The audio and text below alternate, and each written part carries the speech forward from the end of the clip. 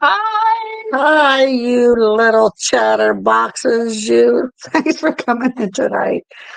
We actually were going to do a podcast instead of coming on live, but Gabriella said, nah, I don't want to wait for that to upload, so we decided to come on live. Yeah, we've been having internet problems lately, and Yeah. we even had connection issues with watching a live earlier. So I figured, Michael was on it. It was on Angelina's, so um but we're coming on tonight because we just wanted to recap.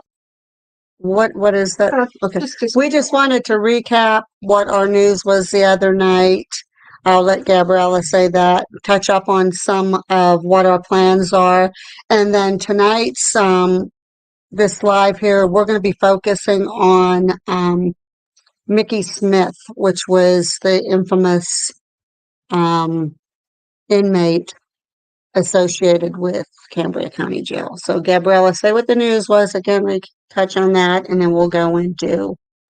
so the big news that we've all been waiting to tell everybody until the other day, but this is a recap. So if you missed it, stay tuned.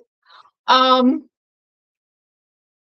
we have partnered up with the Cambria County Jail to help it be back in business. We're gonna be tour guides. Hi, Abby. We're gonna be tour guides, and helpers and Event event planners. planners and things like that to the Cambria County Jail in Pennsylvania. We are the facilitators. So we are already in contract and we're excited about it. So tonight we're going to just focus on, we did talk about the history of the jail on our live the other night. Tonight we're just going to focus on, hi Douglas, welcome. Is We're going to be tonight, we're going to be focused on Mickey Smith, better known as Smitty. Michael or Douglas, was he on the other night when we made our announcement? don't think so. So, Douglas, did you hear what our big announcement was by chance?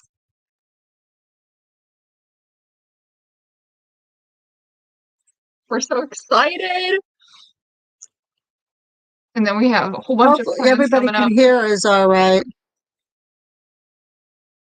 Be squared. Cool. So then you can hear us. Good. Yes, you're going to be the facilitators.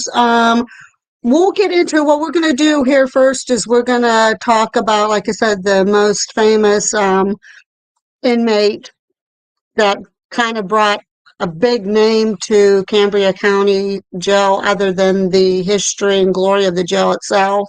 We're going to be focusing on him tonight. And after we read our piece and show our thing, we will be answering any questions and everything. And I will be filling all of you in on what some of the events and stuff like that that we are planning. Now, we do not have a prospective date yet.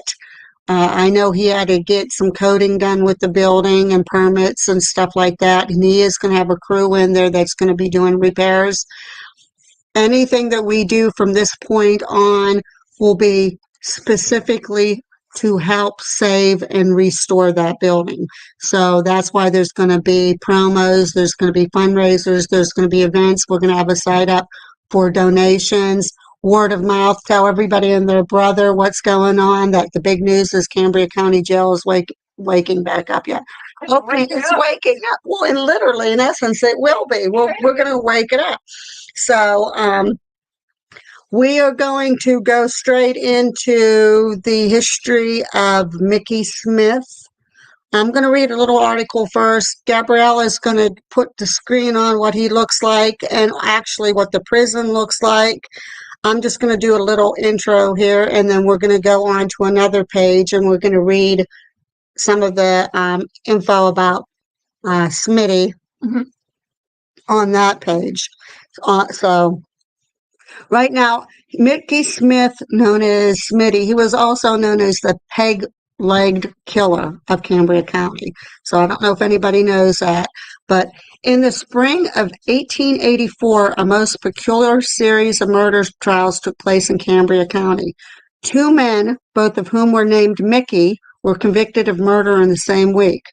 Both men not only shared the same first name, but also the same handicap. They both had wooden legs. But what makes this bit of historical trivia even more interesting is that both judges in these respective murder trials, Judge Dean and Judge Johnston, were also peg-legged. The court clerk who made out the jurors' orders also had a wooden leg, as did the county treasurer who cashed the orders. One of the witnesses was peg-legged, while one of the jurors had not one but two peg legs. In total, there were 9 artificial limbs in the Cambria County Courthouse during a single week in March of 1884 when this all went down. So now with that, she's going to bring up a picture of what old like the jail itself, and we will go into another little history on Old Smitty. Come on, P. Here's Sam. P. We don't mind if you're here, but yeah.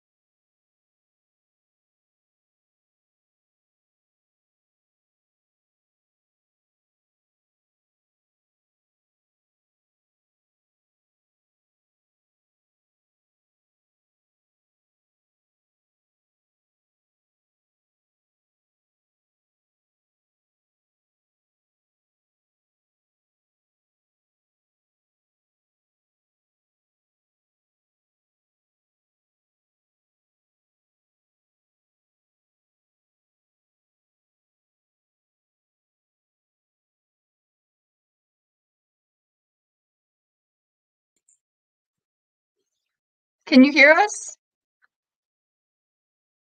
What the hell happened? Can you hear us? What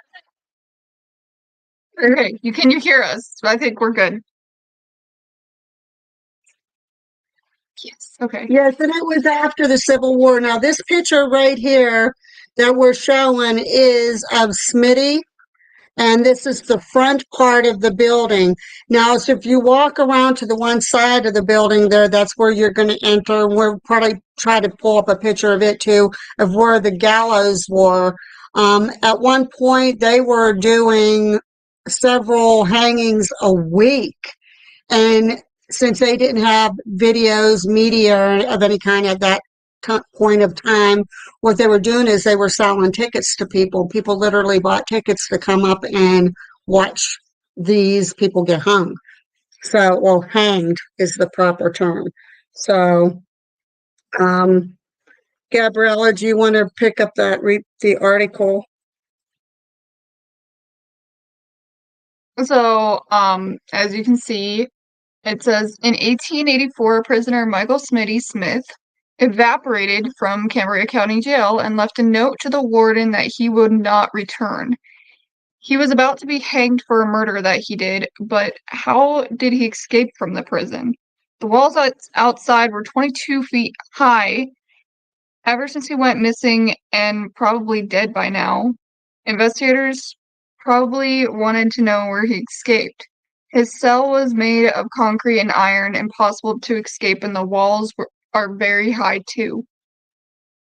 He knew he would be taken to the dungeon underneath the warden's office, which means the warden could listen to men or women screaming for mercy to come out or confess the crime. It's like a timeout for prisoners who misbehave and disobey.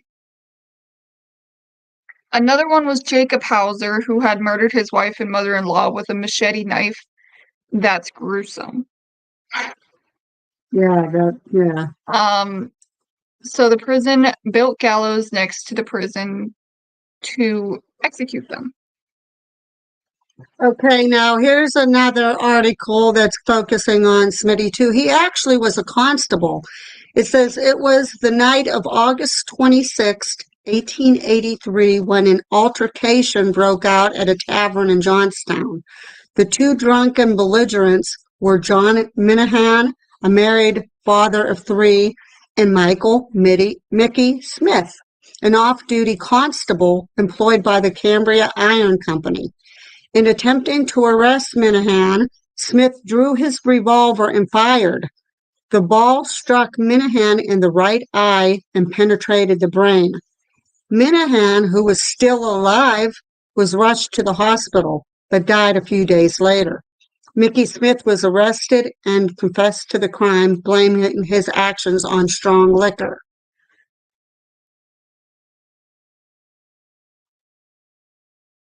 Minahan and Smith had been feuding for years, and the source of their anger was neither money nor a woman, but a deer.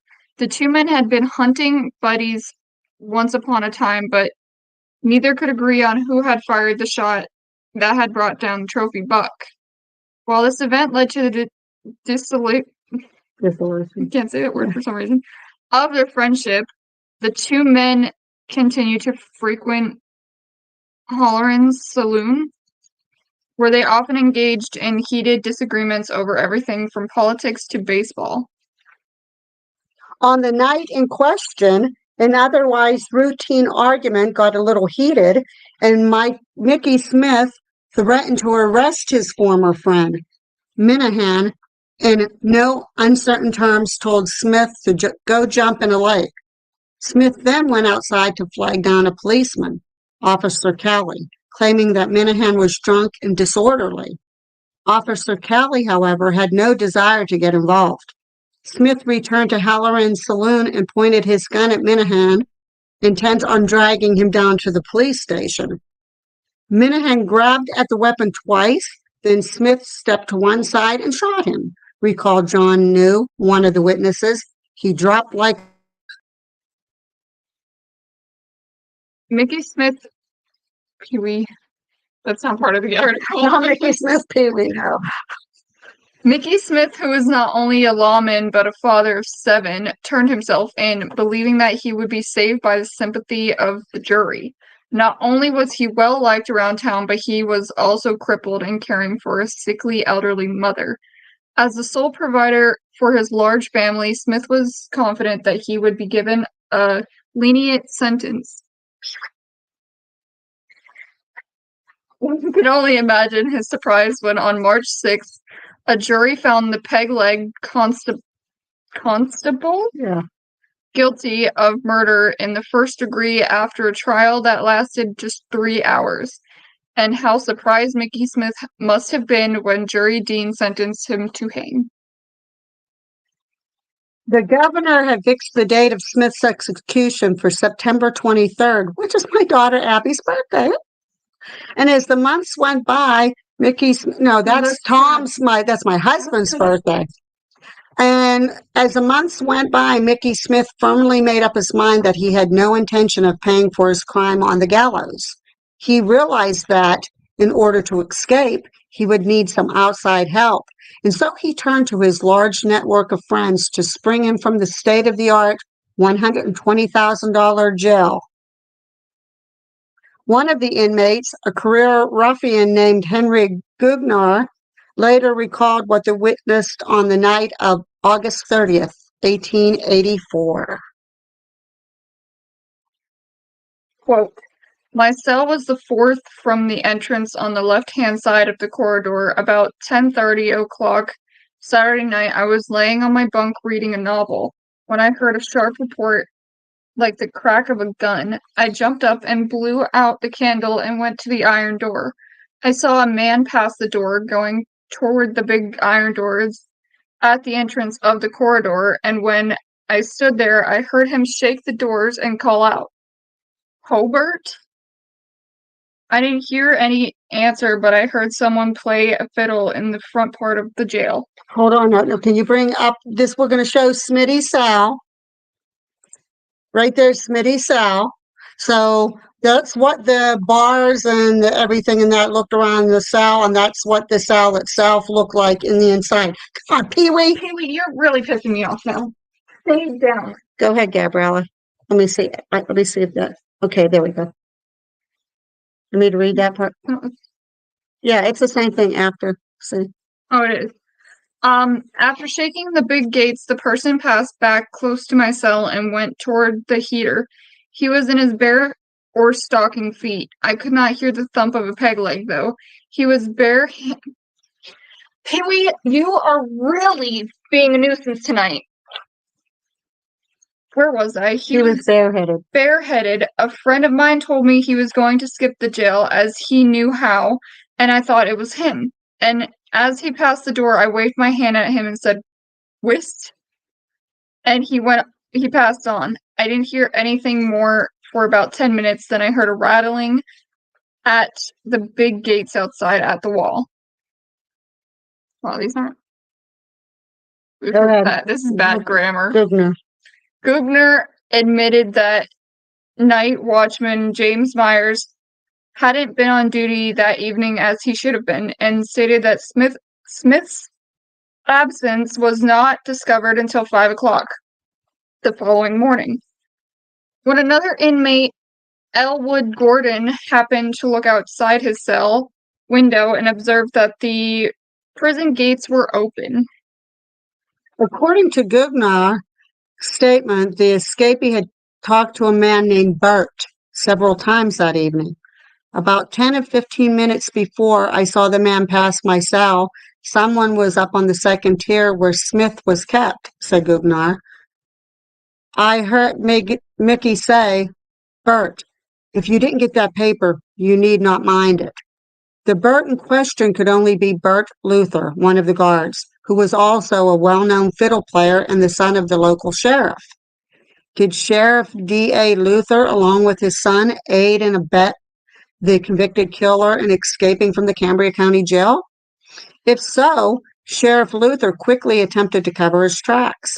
The morning after the escape, Sheriff Luther sent an urgent telegram to Chief of Police Kinch, offering a large reward for Smith's capture. Abby, it looks like that is his bed on the floor. It looks like a pillow and a blanket. Yeah, because that's the back of the cell. Yeah. That is the back of the cell. It's really sad. Yeah. There's like no So- bed. He said where's the bed? Go ahead, Deborah.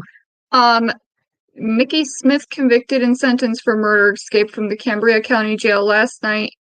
$300 reward offered for his arrest. Smith is about 5 feet, 10 inches tall, heavy-set, having the right leg amputated below the knee and walks with a peg leg. He walks well and stands erect in walking. Has dark hair turning gray and cut close. He has no beard unless about a week's growth. William Minahan, a brother of the murdered man, arrived in Evansburg the next day and met with the sheriff, who told him that Smith had somehow gained access to the jail cellar before sawing off the locks from 3 doors. The lock on the front door of the jail had not been tampered with, however. The sheriff could offer no explanation as how a peg-legged inmate left the jail without bustling the lock on the main door, and could not provide an explanation for the disappearance of the night watchman, James Myers. Some reporters speculated that Mickey Smith might have gone over the wall, pointing out that, at the time of the escape, a ladder had been left outside the prison wall by workmen who had been repairing the roof. There were also hoof prints and a wagon track visible on the ground leading into the direction of Carrolltown, and a witness claimed that he had seen a horse and buggy speeding past the Reed farm around 1 o'clock in the morning. According to the witness, there were 2 men in the buggy, and the buggy was later seen passing through Balsano 2 hours later. The breakout of Mickey Smith and the accusations of negligence or outright corruption against Sheriff Luther and his brother gave Cambria County quite a black eye. The county commissioners were quick to offer an additional $1,000 reward for Smith's capture, dead or alive. Do you want me to read this? Okay. Meanwhile, professional and amateur detectives alike, enticed by the large reward, were doing their best to hunt down the fugitive. When the escapee's wife boarded a train to Pittsburgh on September 9th with an unknown woman and child, one detective jumped on board just as the train was leaving the station. Other detectives knocked on doors in Ebensburg, Johnstown, and Altoona, desperate to find a clue to Smith's whereabouts. When Smith was spotted at the home of his father-in-law in Taylor Township, hundreds of miles away, I guess. Meanwhile, professional and amateur detectives alike, enticed by the large reward, were doing their best to hunt down the fugitive. Okay, that she just read that part. So let's see. Vicinity. When Smith was reported right there. Hundreds of weakened warrior bounty hunters descended upon the vicinity, but found no proof the fugitive had been there. In late September, oh my God, I can't read today. In late September, a one-legged man was arrested in Lancaster, but was released after he was able to prove that he wasn't Mickey Smith, a one-legged Irishman who was also arrested in Somerset County and released. Authorities back in Cambria County, however, assured the public that Mickey Smith would be caught before long. One man who was confident that Smith would soon be captured was J.D. Parrish, a man in charge of constructing the gallows. Parrish continued to erect the scaffold in the jail yard, unfazed by the disappearance of the peg-legged convict. This was the fourth time Parrish had been called upon to erect such a contrivance. He had built the scaffold used to hang Daniel Bucer and John Hauser in April of 1866, and had assisted in the construction and the scaffold used in the execution of Michael Moore in November of 1872. Yet, some county residents were growing impatient.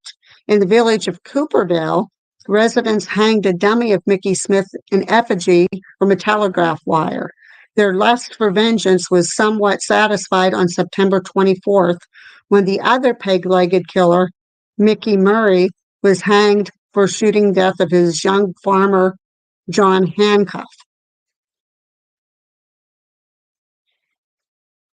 The following month, another former inmate, George Kurtz, came forward and claimed that he had witnessed Smith's mother visiting the jail shortly before her son's escape, and that he had seen her pay Bert Luther a large sum of money in the corridor outside his cell.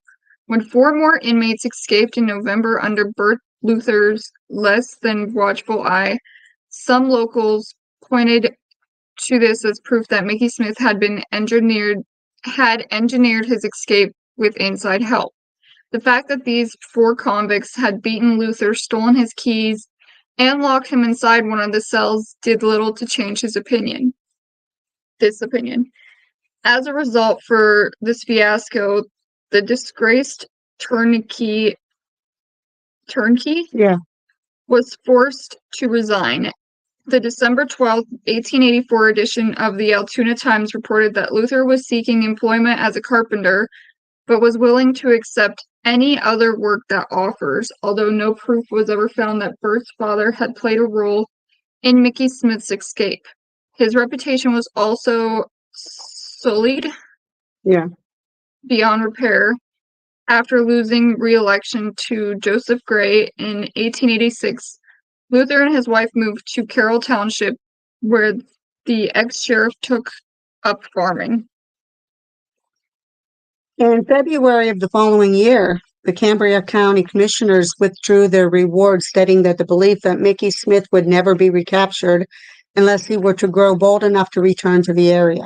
Some newspaper editors breathed a sigh of relief, such as the editor of the Indiana Democrat, who wrote, "The arrest of peg-legs throughout the country will doubtless now cease, and unfortunate cripples can hobble about without fear at every turn of being taken up on suspicion of being Cambria County's missing Mickey."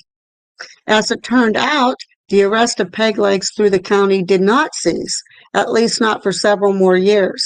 In February of 1885, police in Danville, Illinois, arrested a man they believed was the infamous missing Mickey. Similar arrests were made in Ohio, Georgia, and North Carolina. Authorities grew optimistic. Oh my God. I'm 22. I should be able to freaking read an article.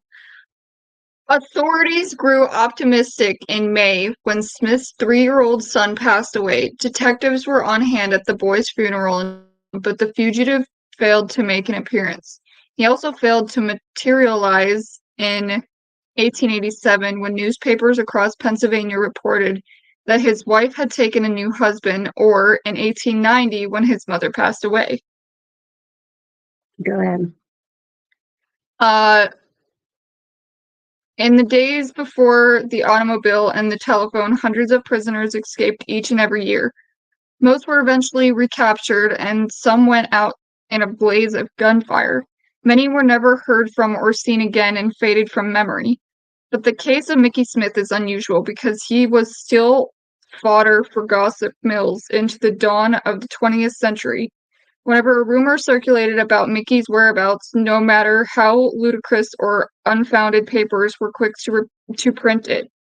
As it turned out, the peg-legged fugitive had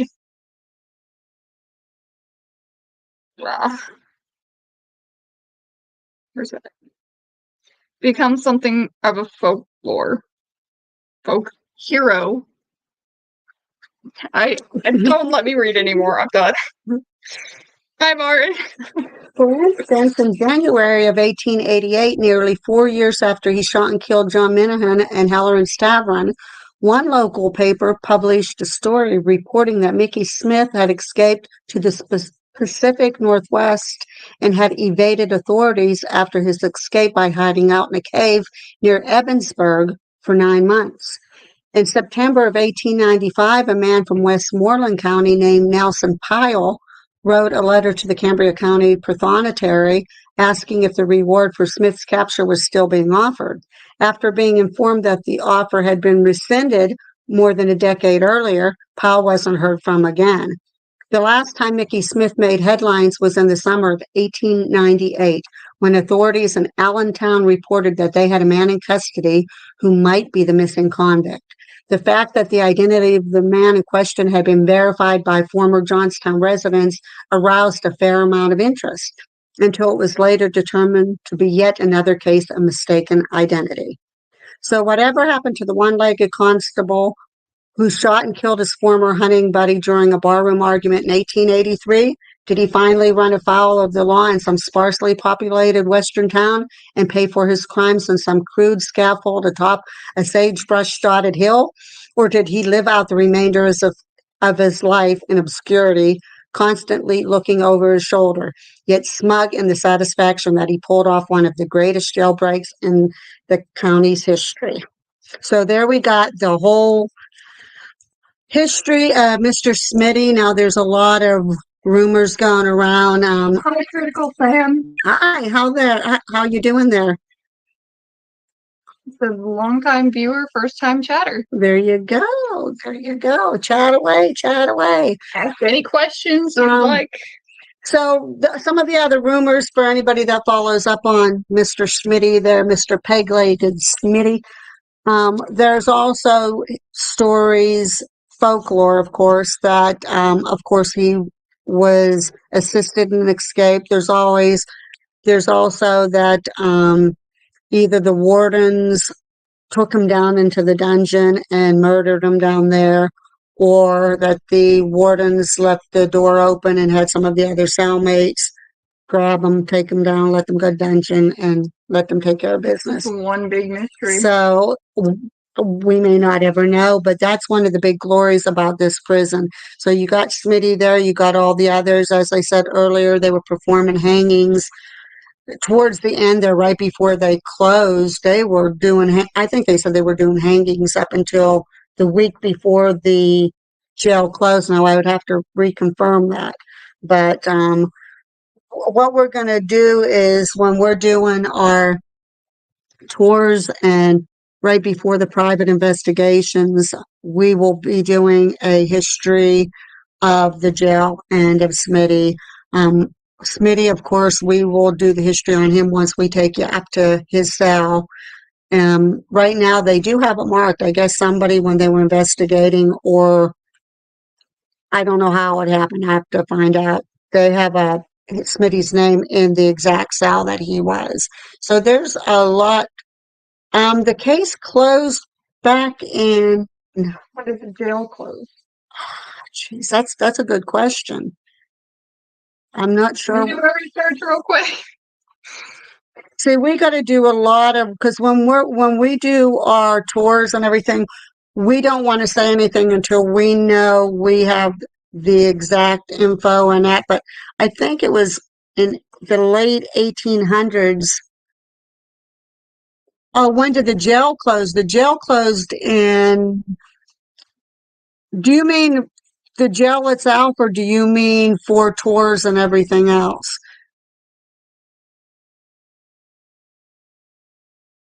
I do have an article when it closed in operation. I think it closed in operation. I'm going to say I think 1997 or something like that. We're gonna read. Excuse me. Still got a little bit of a cough going on yet. Um, Let me see. That's fine. yeah, closed as a jail. Okay.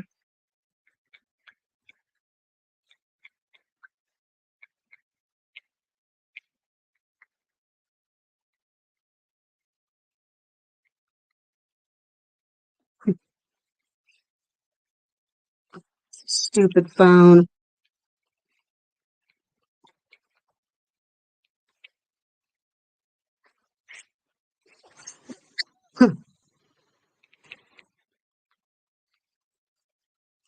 This if most this phone is really, You can't go on the old stone jail.com anymore. you can't. Yeah, it's like, I don't know, maybe she's working on it or something. Sorry, guys. My phone, if my finger is not on the exact letter on it. Okay, that's what I thought. In 1997, and I wanted to say that, but I wasn't 100% sure. I just wanted to make, what was happening is not only was it deteriorating some, but throughout the time that even when they put the expansion on the jail, it was just getting so overcrowded. And at times there were several people in one cell at a time. And then there was hygiene problems and everything else with it. So they needed a bigger facility, and they were going to turn that into a record center, and they just let it go and it's set. And then they were allowing people to go in and do tours and investigations in their private investigations. And then all of a sudden that stopped. And I know why, because the building started getting more and more deteriorated.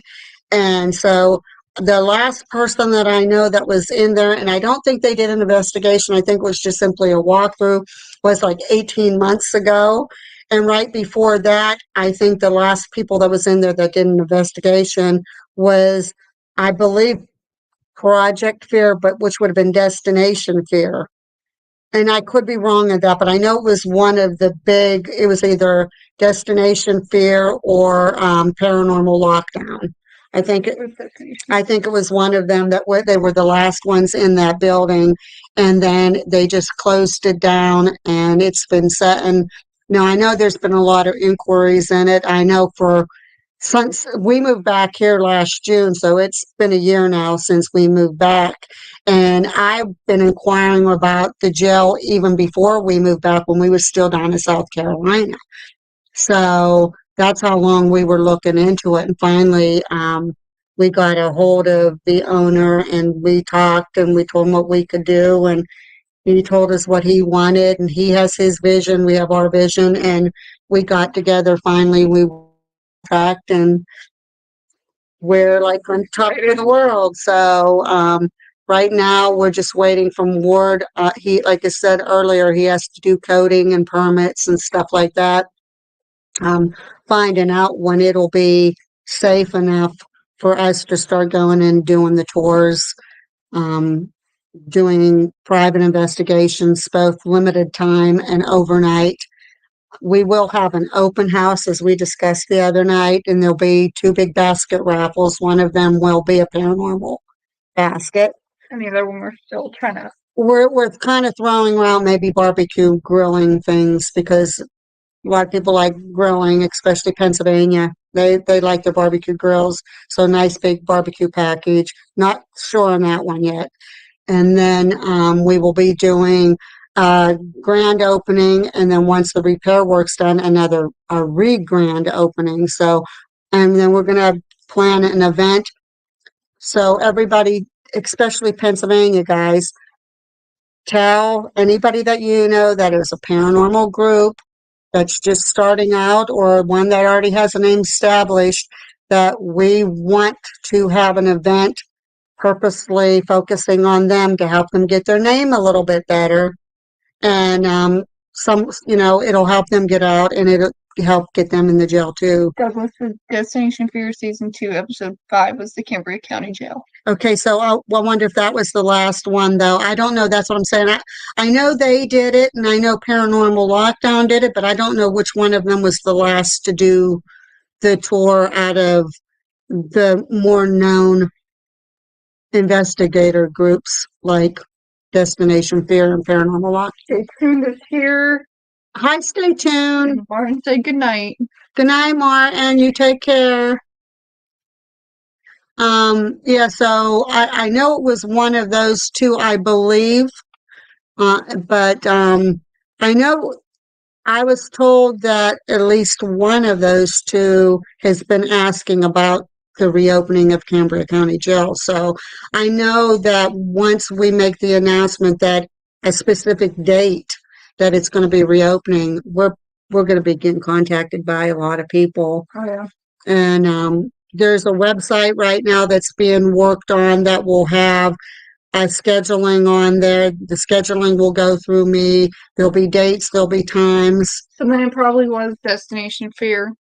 Yeah. Paranormal Lockdown was 2018. Okay, so then, Fear was yeah. 2020. So it would have been Destination Fear because I think right after that, I think a couple locals went in, but I don't think they investigated. I think they just went in for like walkthroughs. I don't think, to my knowledge, that there was any investigations. And I know the last people that were in there was 8 months ago, and that was for a walk.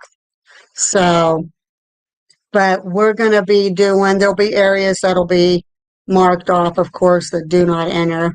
The bad thing is when we're doing the tours, we have to get everybody to understand that they will be doing renovations. So we will be doing our tours during their renovations. However, when we schedule the hour and the overnight paranormal investigations, I don't think anybody would be in there working at those hours. I don't know yet. We're still waiting for all the remainder details. So if you have any questions about any of that, that's pretty much what's going on. Too bad I'm not from West Tennessee. Oh, I'm too bad I'm from West. That doesn't mean anything. You might be able to get up this way, Michael. And Douglas, that's what we like to see, the research. Yes. Yes. That's why you're a moderator, because you know what the heck you're doing. You were made a moderator for a reason. So I think it's pretty cool that and Douglas, any of you guys on there, people, just tell everybody that Cambria County Jail is opening back up, because any kind of money that we raise through fundraisers and the open house and that is just going to go straight back to the jail itself to get the renovations done.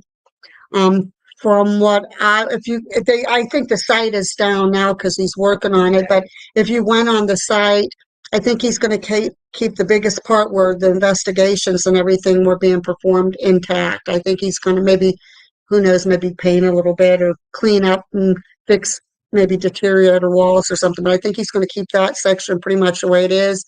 But he is going to add like some office space and some stuff like that. I think he wanted to put like a little restaurant down on the bottom, which I'm hoping that it is just a tiny restaurant. That way anybody can go in, they can get snacks and that before. It probably will. So, it'll probably be like a little cafe area where you get coffee and go on your way. Now what we want to do is for the overnight investigators, we would like to have like little packets made up with where you can have your choice of water or a different drink and like some snacks and that because you're going to be locked in the building overnight. You might get thirsty, you might get a little hungry for a snack.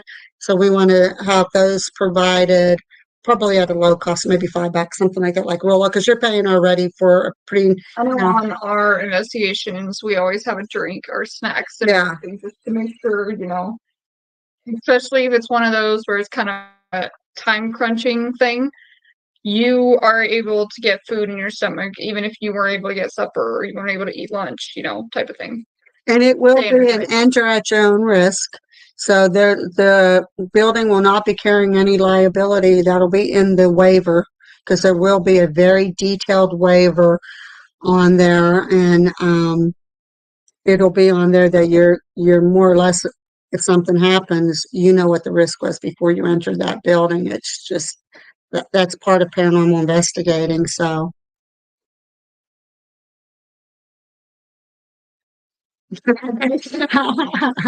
Abby, you're a card. You be funny, Abby. Goofy. Yes, you be goofy. But we're going to keep you updated. We were not planning on doing this live, as we said earlier. We were just going to do like a talking back and forth, like podcast and like our regular real talk. But there's just been so much going on. There's people already contacting us.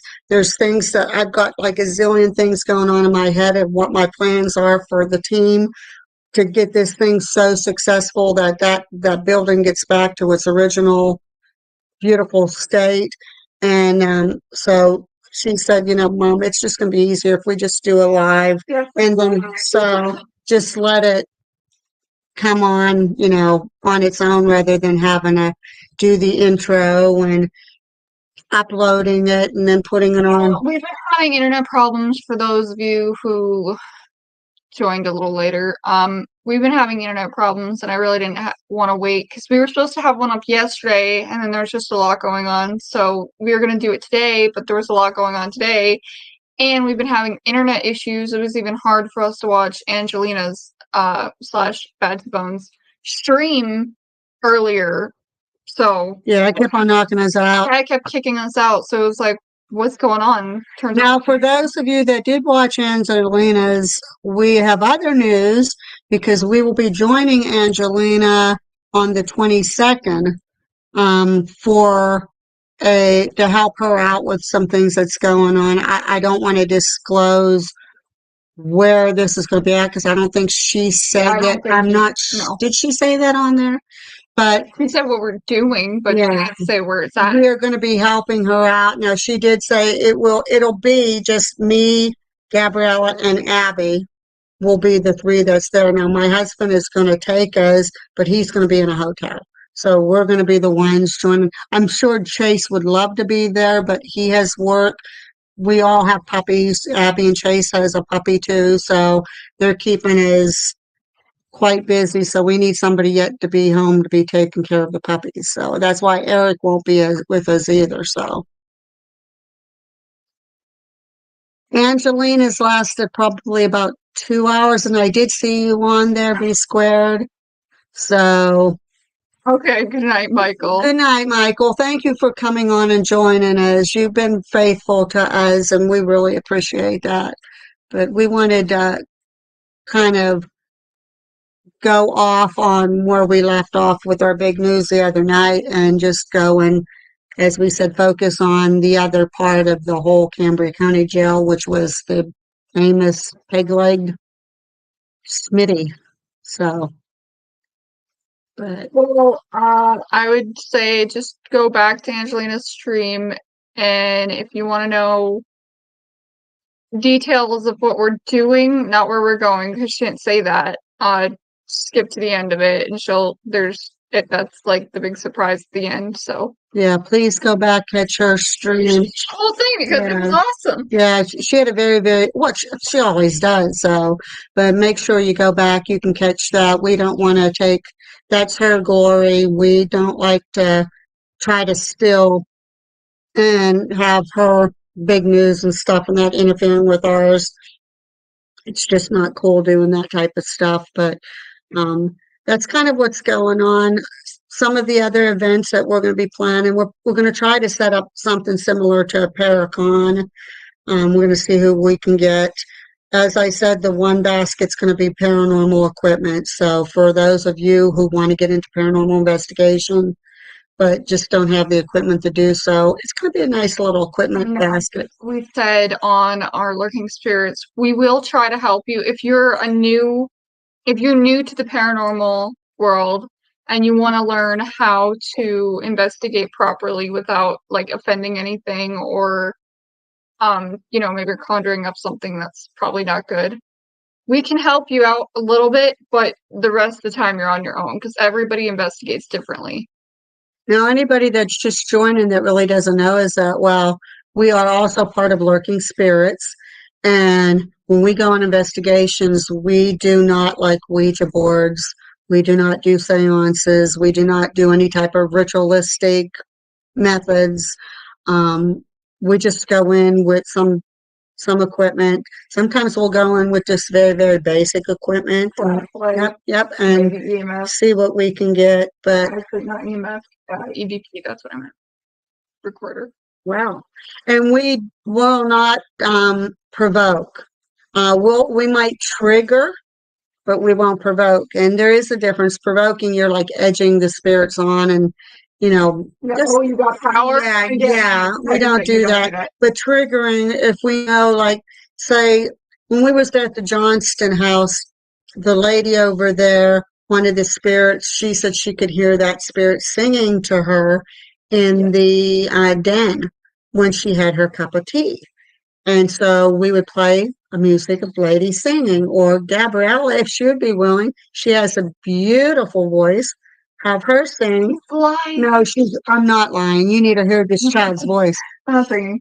So the tours are going to be done as you're under Lurking Spirits. Yes. Yes, Douglas. Lurking Spirits are going to be the facilitators for the tours, the investigations, and the events. So if you go on, which Gabriella said it was down earlier. It's down. If you go on, when they get it up and going, keep on checking it. Go on stonejail.com. Keep on looking and checking that for updates.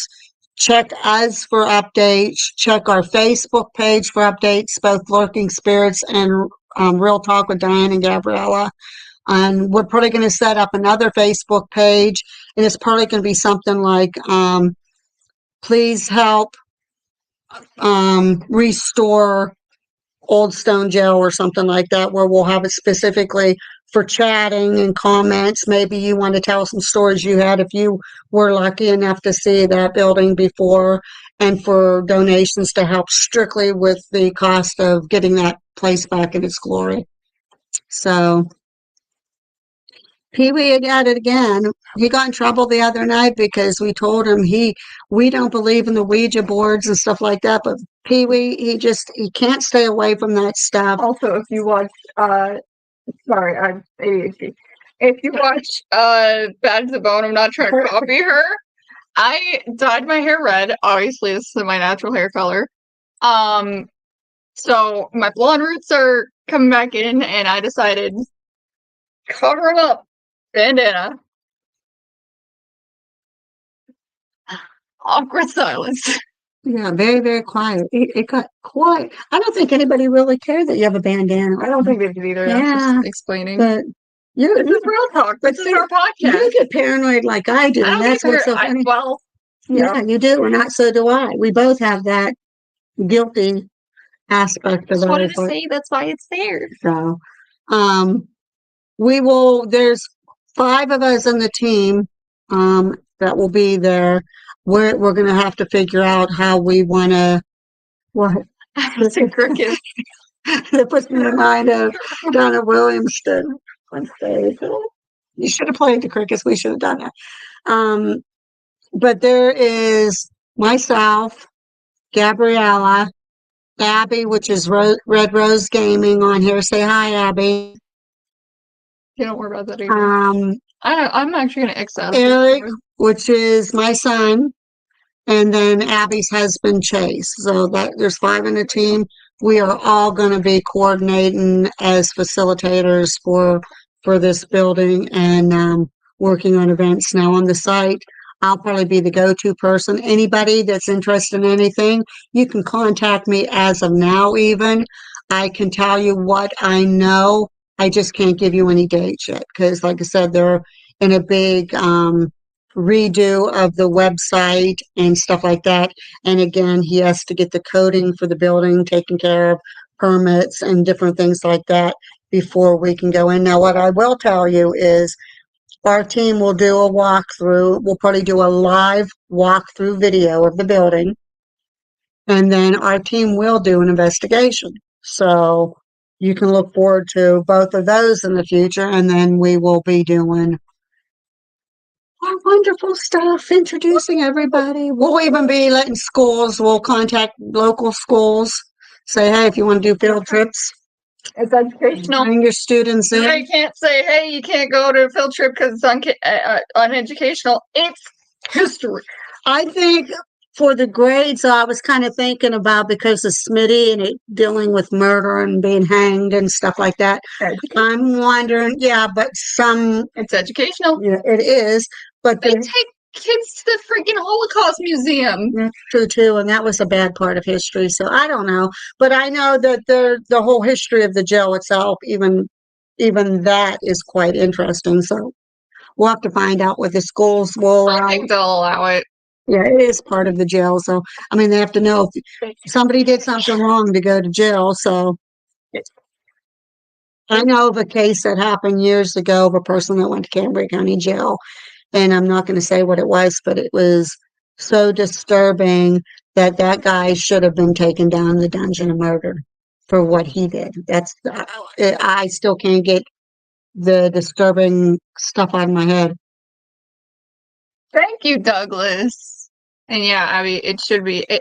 It could be middle school too. I mean, definitely not elementary unless. Well, that's what I'm saying, depending on the ages. Elementary, I think that might be too much. And High school, that yes. should be fine. Yes, If it's absolutely. elementary, I don't think they would allow Yes, it. also, I want to thank you too, Douglas. You've been so sweet. You've been such a good moderator for us, as well as Eric and Abby.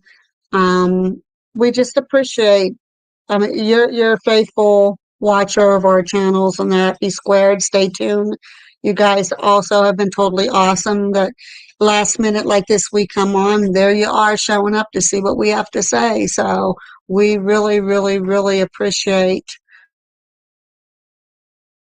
these last minute things like this. We could tone it down, but we're gonna try to memorize like a script and keep it that way. That way we don't have to like mess with it every time. You know, eventually when we like memorize it, we can summarize it a little bit better and maybe tone it down, but that might not be for a while. Well, if it is, like you said, you can tone it down. If we're just telling the history of the jail itself and leave Smitty or any of the inmates out, I think it would be appropriate for even, grade school and that.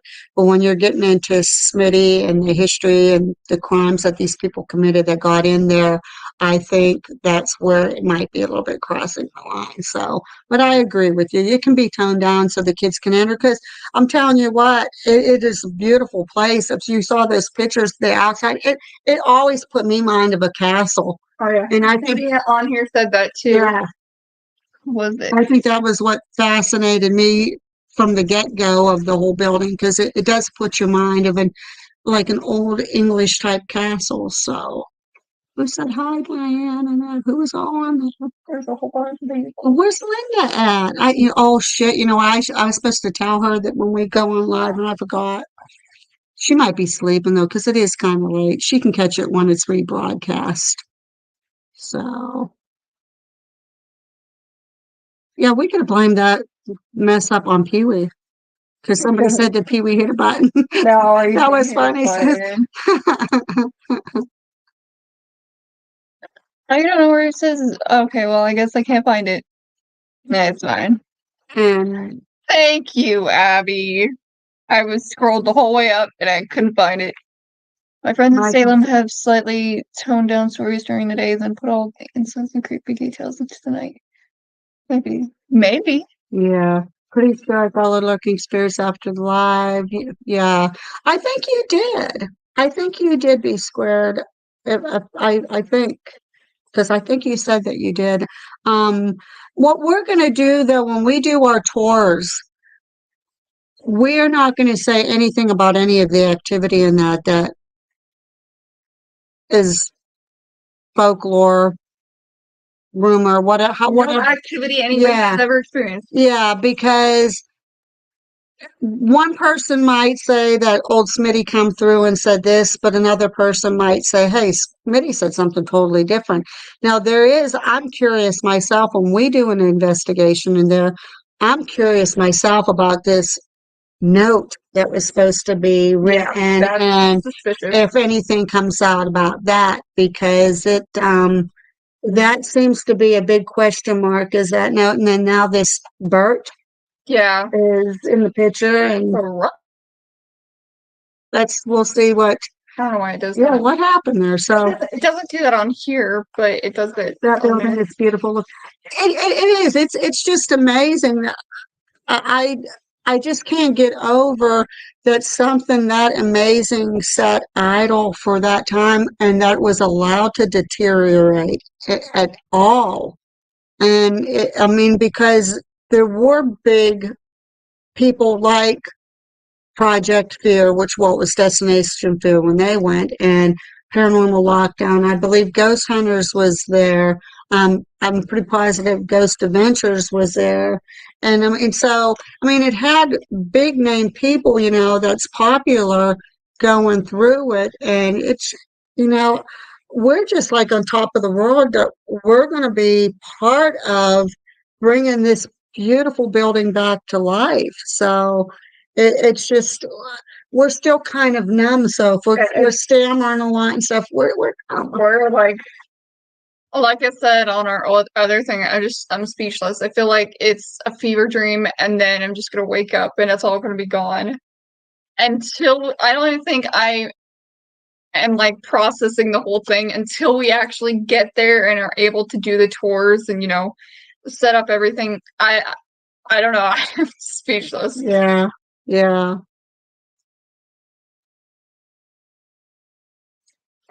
I suck at reading, so sorry for the article. Douglas sounds smart unless the parents are cool with it. Douglas does sound smart. Douglas to me is he's talking. Yeah, they were talking about the whole My Princess Salem is slightly toned down. I don't know about that. Wait, maybe. Well, yeah, creepy details and yeah, that's what they're talking about. Yeah. And somebody, I think it was Michael, was asking about Indian burial ground and everything. That when he was on, my stance on that, and it's like I'm not going to go against anybody else that said anything, but there was maybe give an offering. I would, if you're going to do that, which is a very, very smart idea, I would say before I do the offering, hey, I come in peace, and I have Native American blood in me also. Like I do have that lineage in me, and that might help it a little bit. But don't forget what the white man has done to the Indian over the years. That they took their land. They were cruel to the Native Americans, and they might not be all that welcoming. So you kind of have to play that. He was asking because apparently he ran upon one and was investigating it and got Native Americans a lot. And I was like, it's okay to explore it, to investigate it, but I would definitely raise caution if the Native Americans find anything disrespectful that you said, you could be in danger. They were very protective of their land. I know a lot of them would put curses on their land if you even stepped foot in it. So that's supposed to be how skinwalkers came about. Yeah, so I would definitely be careful. He did say though that he brought his dog along and his dog didn't seem to growl or anything, so I said that's a good sign. Yeah. Just stay cautious. Yeah. And you have to be careful because like me now, I do have Native American blood in me, but you still, like I said, they got stripped of so much stuff, and their land to them is sacred. They hold that dear to their heart, and they've been crossed so many times by white man when we came from, out of the country over here. And it's just that, they're going to be cautious on, who they would take time to. So, It's really sad, the history of Native Americans and what white privileged people did to them. it is heartbreaking. I mean, that's just a whole other story that we can go into sometime, but it's heart-wrenching, and it's just the same as when you go to any uh, land graveyards, anything like that. You need to have respect, and depending on where you go, you have to approach them with the utmost respect. If you know some history about it, approach them with the history and the knowledge that you know about it. And if you come across one, I would try to do a little bit of research before investigating or trying to talk to anything there, because anything could be bad. Like, you should probably do research before you go to a place, Yeah. just in case. And you're right, B squared. It is a difficult history. It's a really, really hard subject to talk about because it crosses the line of a lot of things, especially, like I said, considering Native Americans believe in a lot of stuff and their land's sacred. And, they take pride in everything that they do. And a lot of that was stripped from them. So it's just it's very, very, very Actually, B Squared said, "Are you speaking from experience?" I actually think that at our old house, our backyard there was something wrong with it. we kind of started getting kind of responses indicating now where we lived at, there's a lot of history on that property too, but we were kind of getting a lot of history indications that there could have been some Native American ties to that. Pretty sure that it was at the backyard, at least, not the house itself, like not what the house was built on, but the backyard. Pretty sure that there was a Native American. Okay, Douglas said he did a search in the background. Appears the only shows that went there were Paranormal Lockdown and Destination Fear. I thought Ghost Hunters went there, like right at the beginning of their. Eric, are you in the room? Eric? He might not be. I think he's in the chat, so he can hear us. Eric, if you're in the chat, do you know it? For some reason, I thought, what did Ghost Hunters go to Cambria County Jail? I don't believe I ever did. No. So Douglas said the only two people we could find was Destination Fear and Paranormal Lockdown. Yeah, because Ghost Hunters was at Altoona, but I don't think they ever ventured any closer to us. So Douglas, your research is probably 100% spot on. I was thinking way back when, because Ghost Hunters have been out for years, as you know, same as Ghost Adventures. And I thought either one or both of those went in there too, but I'm probably 100% wrong. So thank you for doing your research. I know before we do anything at the jail, if we bring up any names like that, we do want to make sure that we don't say something that is wrong. So right now we're going by what you researched, and apparently you're right. And so we'll make sure. I know that that's what they had marked down on the website too, those two. Those are the ones that I know real well, was those two. The Ghost Hunters and Ghost Adventures was a big question mark to me. So you did 100% correct me on that. And I thank you very much for that. So, but getting back to B Square, she said, "Are you speaking from experience?" Kind of. Yes. Like I said, we believe that our backyard was an Indian burial ground or something to do with Native Americans. Yeah. You would go back there was so much energy. You could put a cat ball down and it would just go off constantly. I have one REM pod that never goes off. It's a blue REM pod. Never goes off. The off. hardest thing to get to go off. Even if you're like, I mean, I'm not saying that ghosts aren't human, but like physical human beings. You could go by it and it wouldn't go off. You could stomp by it, it wouldn't go off. It wouldn't do anything. I put it in the backyard. It went off like crazy. I tried to recreate it. nothing. And so after that point, we didn't Yeah. explore back there And anymore. We people were like, are finding like arrowheads and everything else like that back there, not just from, hunters and that. No, no, old arrowheads and everything. Like even in our backyard, there's remnants like that of oh yeah, there was so Douglas, I'm thinking it could have been maybe taps. I don't know though. I'm really going to have to look into it because see, I was thinking ghost hunters, but uh, there was ghost hunters and there was taps. They work, and somebody said they're going to a new venture now again. I don't know what that is. I haven't really been keeping up on um, ghost hunters and that stuff anymore. either. But a while. I'm going to have to look into that. But well, again, I know you're right about destination fear and paranormal lockdown. I know we all know those two for a fact. It's just the other one's question whether it was taps or ghost hunters or not at all. So And like we said on our channel before, if you think we're wrong or if you know that we're wrong, correct us. yeah. Thank you, Douglas. We love people that do research. That's what our show is all about. We want you to come out, and if we do say something wrong, correct us. I mean, we all make mistakes, and I wasn't 100% sure on that anyhow. So I would like to know because when we start doing tours and promoting and everything and that, I don't want to say something that's not correct. So people like you, Douglas, and that you make sure that we're saying something correct. We thank you, thank you, thank you. We It's like appreciate it. even like for our actual videos, not lives, I always do the state facts. If any of those are wrong, if you hear any of them and you want to find out if they're real or not, I'm just reading them off of a website. I don't know if they're real or not. It says that they are, but people. So that's what's going on. So they wanted them to become more like Ghost Adventures. Why?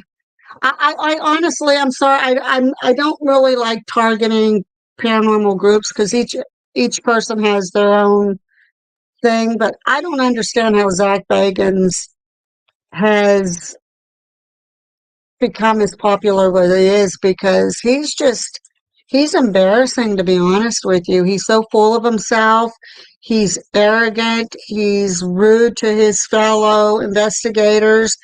I don't think he really investigates professionally because he's too much of a bully. So, I don't know, just my opinion though. People that like him, hey, good. I watched him. I used to watch him, but then he just got to the point where he was he was just getting too full of himself and treating his other fellow investigators and that like dirt. Like I don't know. I don't have tolerance for that because when you're doing investigating, you're supposed to be a team. You're not supposed to be better than anybody else in your group. You're a team. So I I don't know. I just still, and Douglas could have touched on something. It could have been not when they were ghost hunters, but it could have been when they were just taps. I don't know. I'm really going to have to dig in and do some big research. Who knows? Maybe Jason Hawes and the team will want to come to the Canberra County Jail and I can ask them in person. So, we don't know. We'll find out the truth. Not 2017 article, I think, is talking about Nick Groff.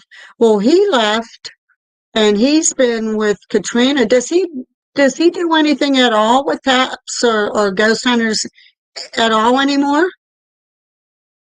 Or not ghost hunters, ghost adventures?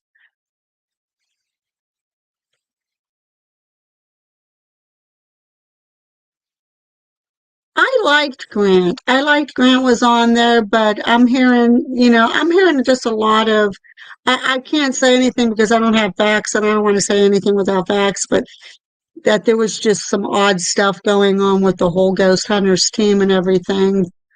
And it just saddens me because Ghost Hunters was the very first, well, TAPS team was the very first thing I started watching that really got me saying, hey, I want to be able to do that too. So Vegans, I feel that he has so much leeway because they go so dramatic. It's true. I mean, it seems to be a thing with a lot of these paranormal ones with a name anymore. They go for all the drama and everything, and they're losing the whole essence of what you're supposed to be doing is going in there and investigating and trying to get answers and debunking stuff along the way too. It's not supposed to be all about a show. That takes away for the true investigators that want to go in and do what they love to do. And so, Linda's here. It's my fault that you didn't. no, well, it kind of is. I'm sorry, Linda. Forgive me. I'm sorry, Linda. I told you that if we were going to do a live, I would let you know. I'm sorry. We kind of did it at the very last minute. It's And kind of a last we minute. kind of like, even when we first went on, where they're like, okay, we're going to do kind of like a podcast and just upload it and show it tomorrow. And then at the very, very, very last minute, where they're, you know what, we'll just go live and call it that because that way we won't have to worry about uploading or anything like that. So I think so too. B squared. Bacons always goes overboard. And I think that's, when he first started off, I think he had good intentions and he tried. But then as they started getting fame, their names started getting out, he started, the way he dresses, he has to show his arms, the way he slicks his hair, the way he just carries himself, and he has to be the center of the show all the time, and his egotistic attitude into it. And after a certain point, it's not even, you can't watch him because it kind of gets nauseating because it's all about him and what show he can put on. I think at the very beginning he was real. Like he actually enjoyed what he was doing. And then later on in the series, he was like, oh, I'm getting popular, so I can fake whatever the fuck I want. I can do whatever I want. And he let all the fame get to his head.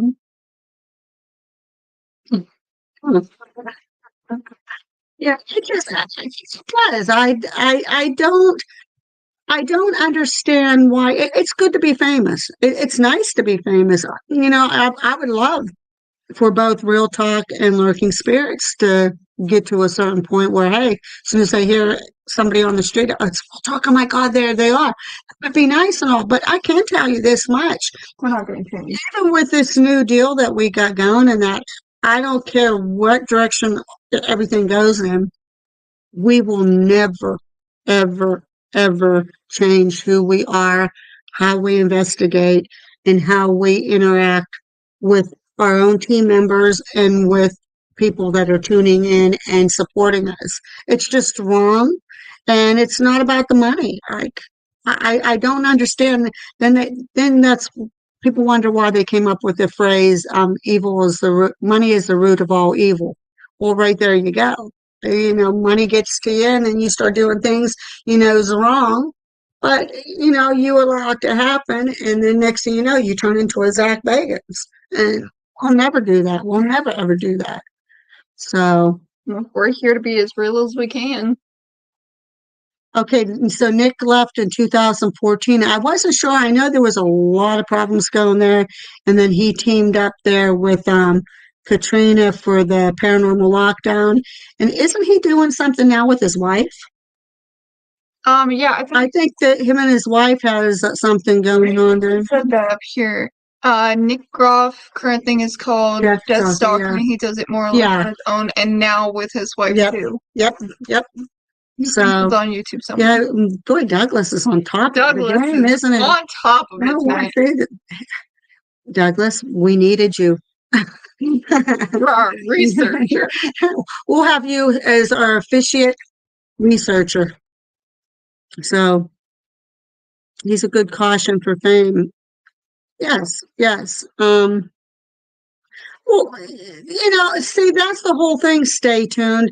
He did do dirty stuff to some of the small groups that had a chance. And I think that's what makes, to me, him even more nauseating, because I know when we start promoting more about the Cambria County Jail opening up and everything, one of our big focuses is it's going to be the jail, of course, but we want a lot of the local smaller groups. We want them contacting us because we want to give them a chance, get their name out a little bit. Everybody deserves some recognition.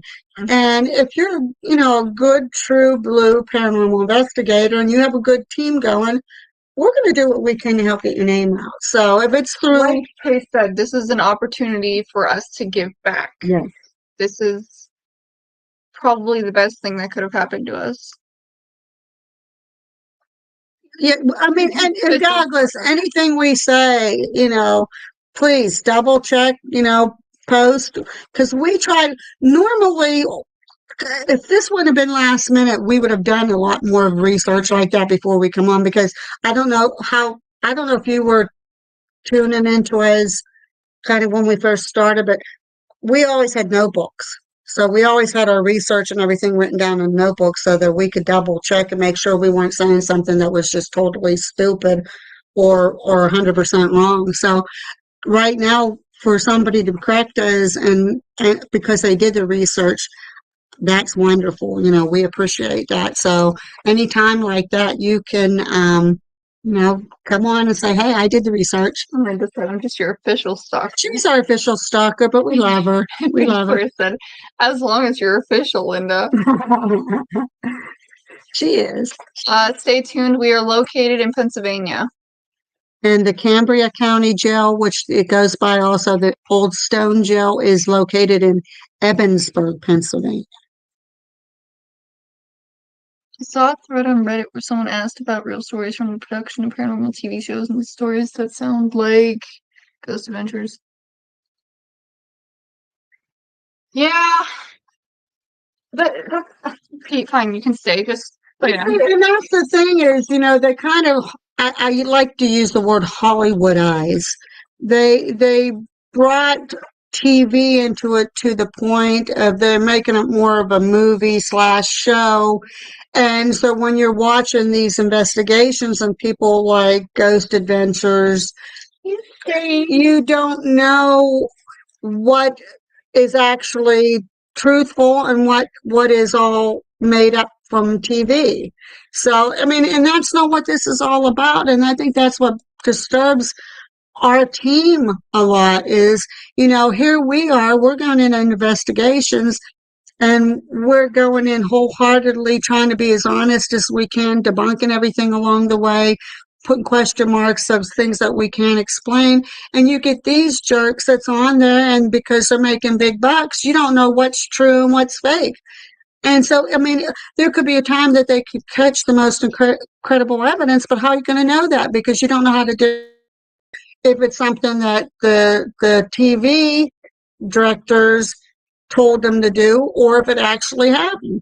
And that's not good. That doesn't make them look good either, because they could be the ones that could come out with that wow moment and find something that is totally incredible, but they'll get to the point now where nobody's going to believe them if they do, because they can't be honest. They went for the money and the show instead of what this whole thing is actually about. So I just said, how far is it from you? it's probably 40 minutes? depending on traffic and the route you go, anywhere between 30 and 40 minutes. Not that far. Liv from Meta Psychics is looking into collab with people. I've been kind of scouting for her. She is busy scheduled. Edits child and working from home.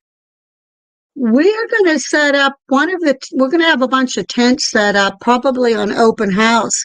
And anybody's going to be welcome there. Like, whoever would be able to want to come to the open house and do a question and answer session or whatever to help. A comment. Somebody. Oh, shit. Pee-wee deleted somebody's comment. Sorry. It was like, Linda, Pee-wee deleted one of your comments. Pee-wee, shame on you. See, now we told you he was bad. And that's it. Sincerity is important and be squared. It's just,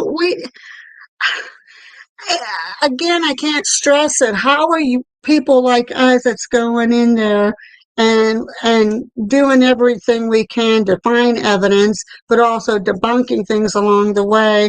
How are we supposed to stay honest if there's people like that that's pulling that stuff off, and it's going to make the people like us that are truly honest get questioned by everybody else because they're doing it. They're automatically going to say, well, hey, they're all doing it. They're probably doing it too. No. On PA, allegedly they have the witness not want to get on camera, and they'd cast the witness and then cast someone else for 3 creations. Yeah. One-time faking makes evidence questionable. See, and that's just it, Linda. You're right. One-time faking, it does it. And Douglas, of course, again, you hit the nail on the head. You know, it's The cat has been right there this whole time. He is a people person. He loves everybody. He's just a ham. We told him tonight, Pee Wee, you cannot come on tonight. No, you can't do it. And of course, Pee Wee, he's his own. He does whatever he wants. You can't. This is what I think.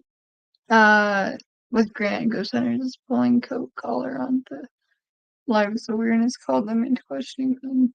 And you know, the sad thing, Douglas, is that Ghost Hunters did it all. You know, everybody loved Jason Hawes and the TAPS team, and Grant, who didn't like Grant, but to find out that there was stuff like that going on with even them, it's just heart-wrenching, and that's not what it's all about. He is the mascot, Linda. I know. But you know, I think that's why we made the one that looks like our worst fears may be coming true.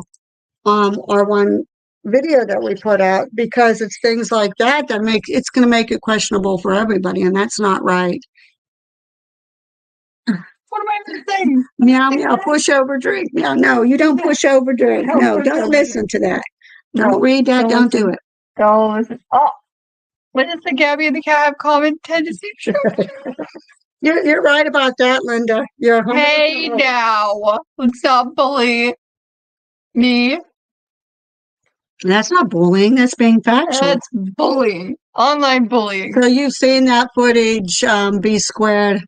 That's see, I think I remember seeing it when it happened, but I don't remember watching it again to review the footage to see what I think. B squared said you can't tell a cat anything they have a poster.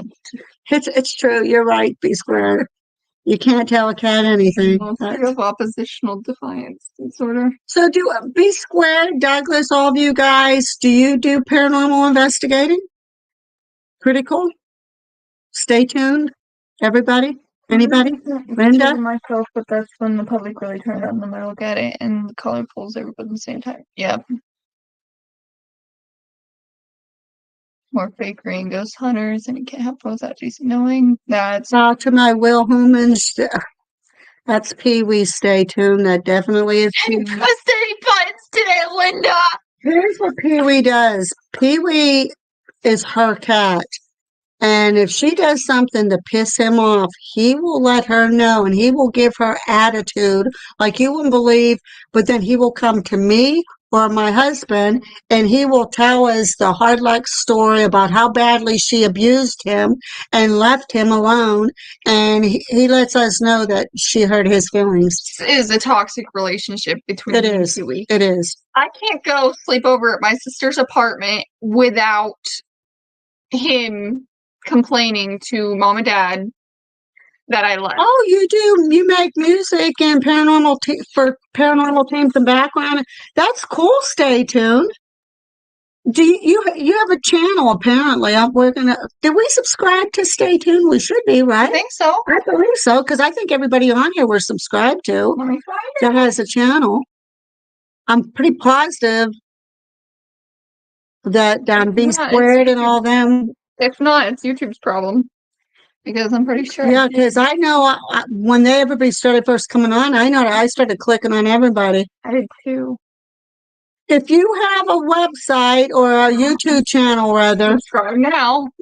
put your channel on there, list it, or moderators. Abby, your moderator, Douglas. If you guys can research and put everybody's links on there, that way. And then we'll have to reach out, because I'm pretty sure, I could be wrong, but I'm pretty sure you guys should be subscribed to everybody. I'm subscribing to everybody So, now. April, are you interested in the Cambria County Jail at all? That would be a good place to start. Or well, yeah, I don't know where she's from even. Yeah, you're right. YT has been definitely wonky with subs. I don't understand it because sometimes we'll check and we're on there, then I'll go back on that person's channel and I have to resubscribe again. I don't understand that. Hi Willa. It was nice seeing you on Angelina's and them show tonight. It was very enjoyable listening to what all you had to say. Oh, you live in Iowa. Hey, nothing's ever too far away. Who knows? Good night, Abby. We'll catch you tomorrow. Yeah, you had some very, very interesting things to say tonight, Willa. That whole show was completely incredible. Who am I missing? I was amazed too hearing your name come out on the Necrophonic.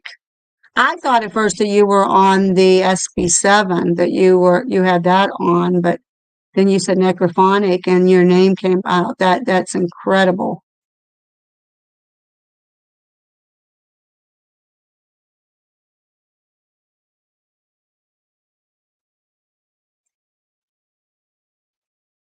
There you go, Douglas. Awesome. Yeah, just keep on searching. Everybody's put them up there. We want to give everybody recognition. And like we said, if also too, like ones that are far away, when we do our open house and that, we can actually take links and we can pass the word and that even when we're doing our tours and stuff and that, just to give recognition out because we want the people that may not have the status of Gain 10, lose 8, lose 3, up 7, down 7. That's YouTube. That's exactly how YouTube is, Tune. It's just insane. They really need to. And I watch it regularly. I'm not for everybody, not just our channels, but I watch it everybody. And they're like, wow, we gained 5 subscribers. So and so gained 20 subscribers. And then I'll look at it an hour or two later, and then it's way back down again, So you're right. I don't pay attention to that anymore. I pretty much gave up. If I see someone subscribed, I'm like, oh look, somebody subscribed. But See, Willa, I have the Necrophonic app on my phone, but I've been using Necrometer and Spirit Talker. I find though the Necrophonic is closer the way it acts to like an SB7. So it just, I think we don't use it as much because it's kind of creepy. But I mean, if you're getting accurate things on it and stuff and that, and if it comes through more than once, yeah, I have it on my phone. I mean, I don't know. I use it off and on. Necrophonic is a spirit talker app on your phone that allows you to speak to the dead. You just have to remember, anybody that's new, if you're using these phone apps, you have to put it on airplane mode. If you don't put it on airplane mode, it's kind of defeating the purpose. With just a camera?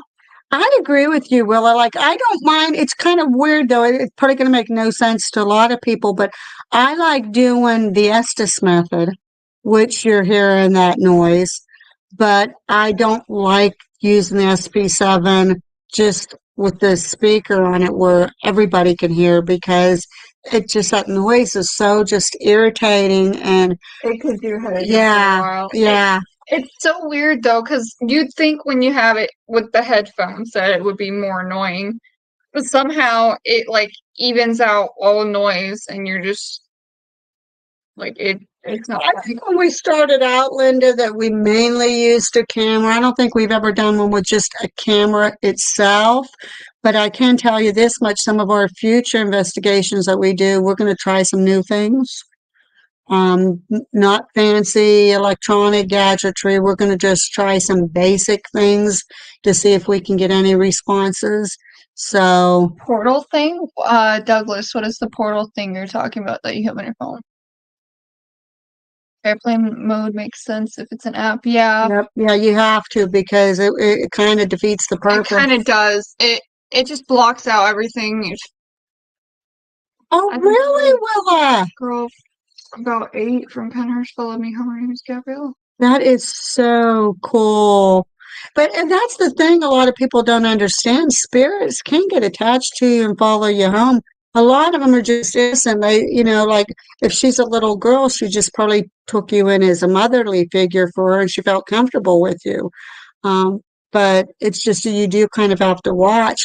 We usually say before we leave a place is you cannot follow us home. You are bound here to this place. Please do not follow us.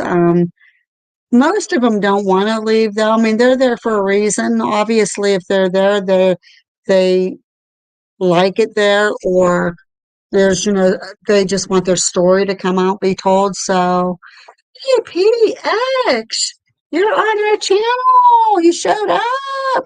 Hi, Abby. Very, very good show tonight, Emmy. You guys were all wonderful. Willa said she answered me on my K2. Wow. That's cool. That's amazing, amazing. Yeah, the K2s usually don't really. Hey, everybody, give a shout out to Emmy. Say hi to PDX. Emmy! Answer the The Portal app, it's from Huff Paranormal. I don't know if I know that one. of the modified radio Huff does. The crystals and everything. Does that work for you real well, Douglas? Like you said, it doesn't seem to work. Oh, okay. There. Like I said, we use Necrometer and Spirit Talker. I personally don't like using either both because we use a couple phones. We usually have one person have Necrometer on their phone, another person using the Spirit Talker on their phone. That way, if they both say the same thing or they both kind of coincide with each other and says a whole sentence or something, then we can kind of say, hey, this could be something.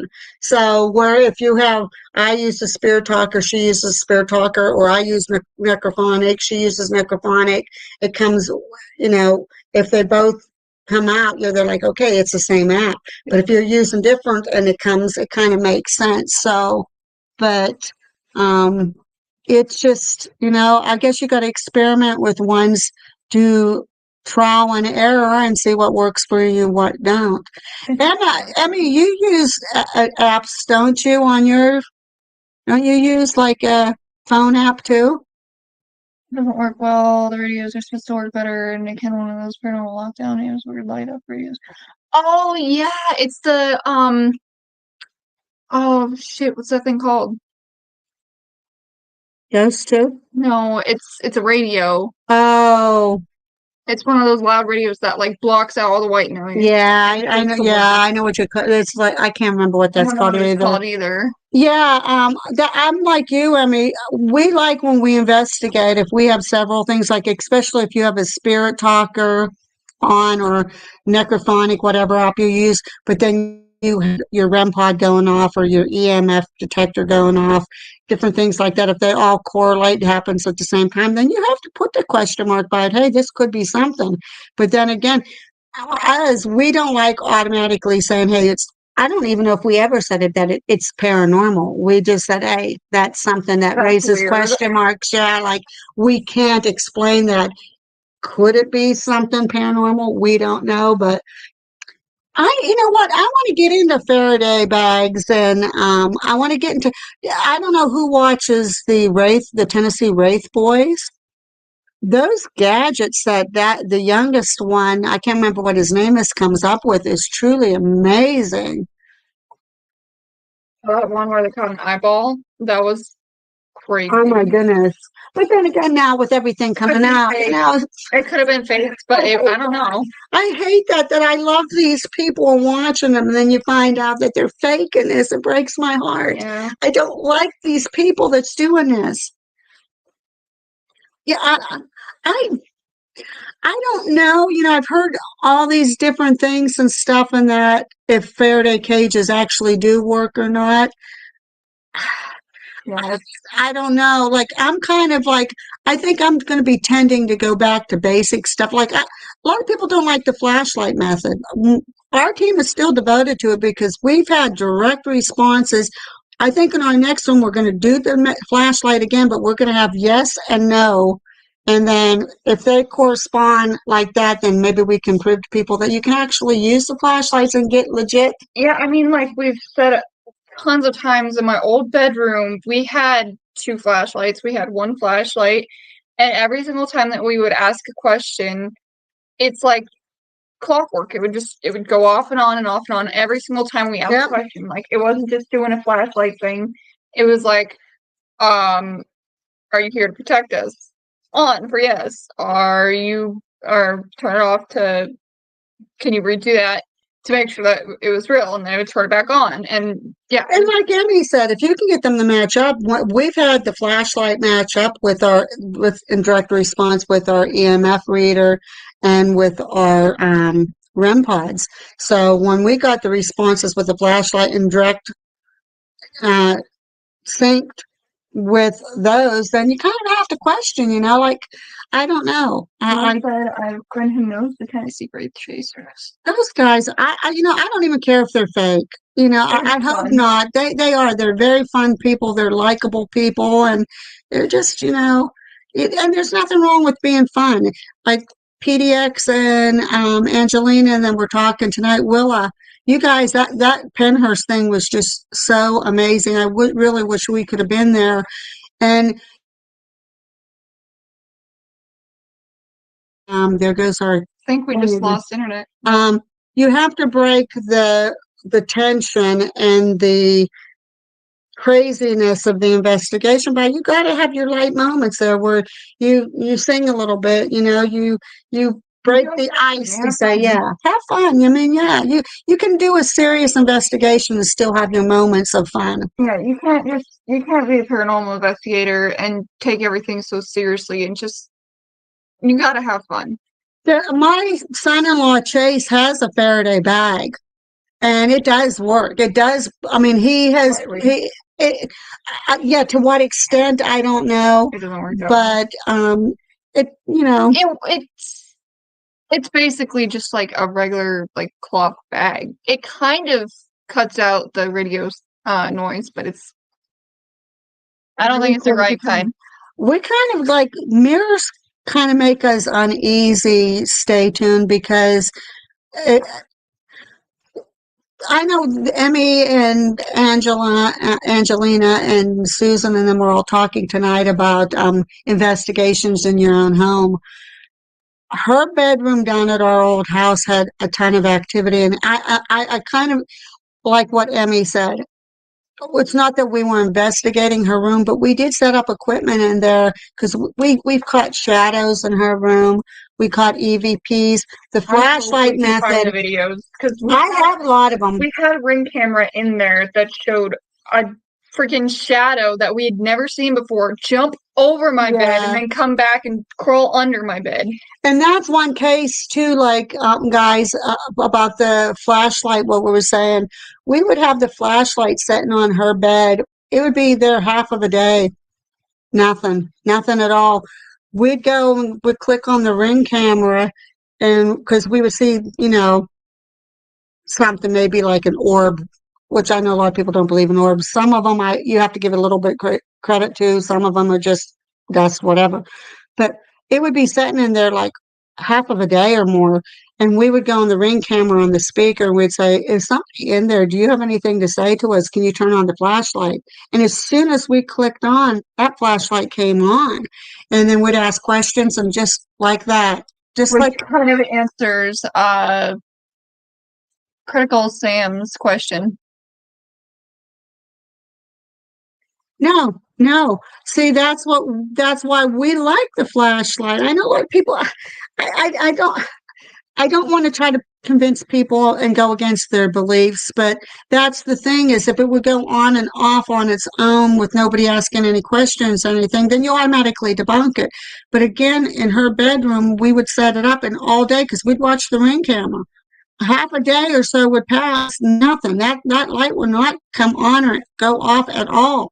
and we'd start asking questions through the Ring camera, and that thing, to our questions, just like that, just came on and off, to our questions. Douglas said, I think one of my comments deleted. I feel that the Faraday cages might not be set up right and people would still question things, but I haven't tried a Faraday bag yet, though. Yeah, Chase has a Faraday bag and it's eh. Eric Yeah, said, that- Good night, Eric. Flashlights are suspected contract swell and contract. We kind of proved that wrong, though. We kind of proved that wrong.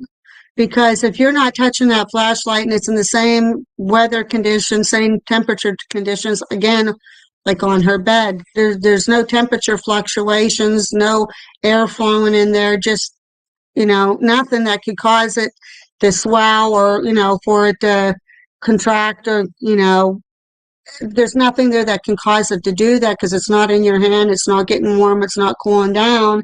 And also when you turn that top part, you can literally see the thing turning. And it's sometimes it answered us and it turned it so tight, she would have to go back in and check the flashlight, and it was screwed back on so tight that it was hard for her to unscrew off.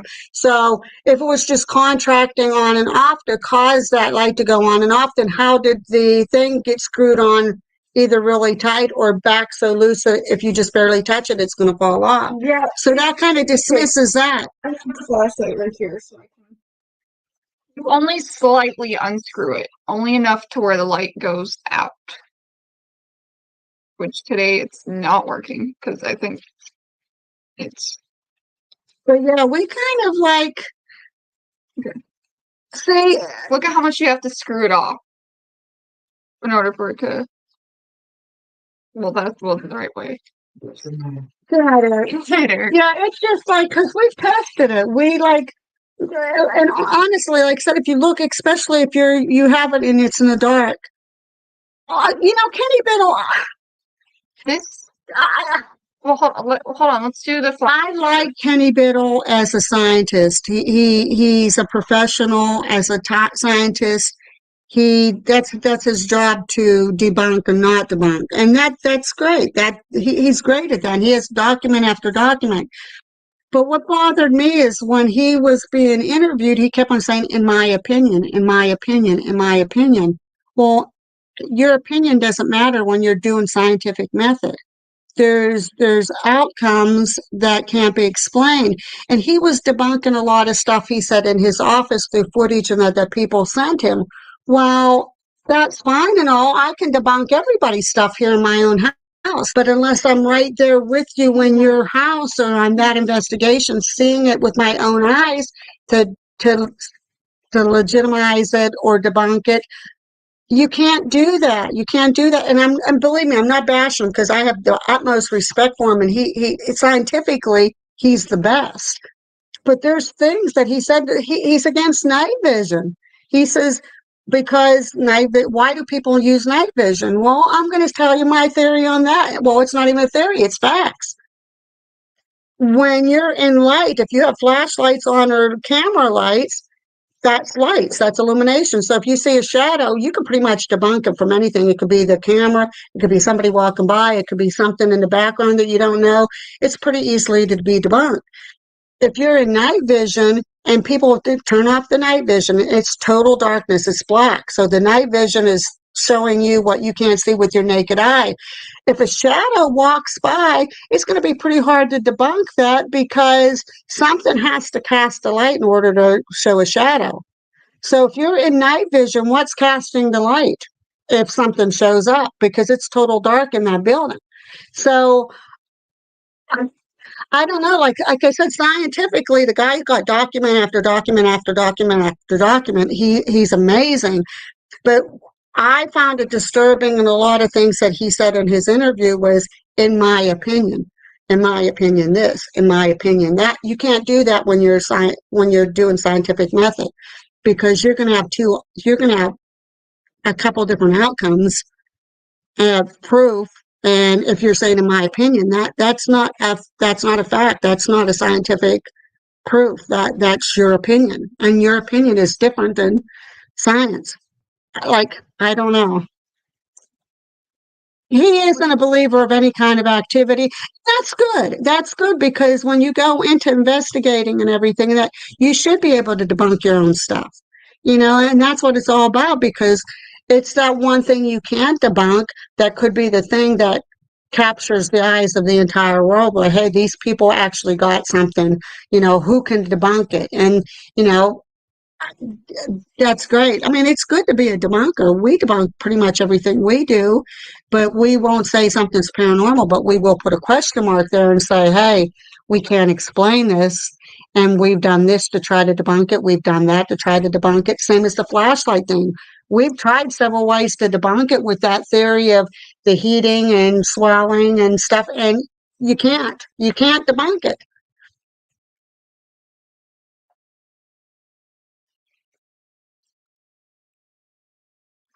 As my motto with my older states, the other side of the explainable. Yeah.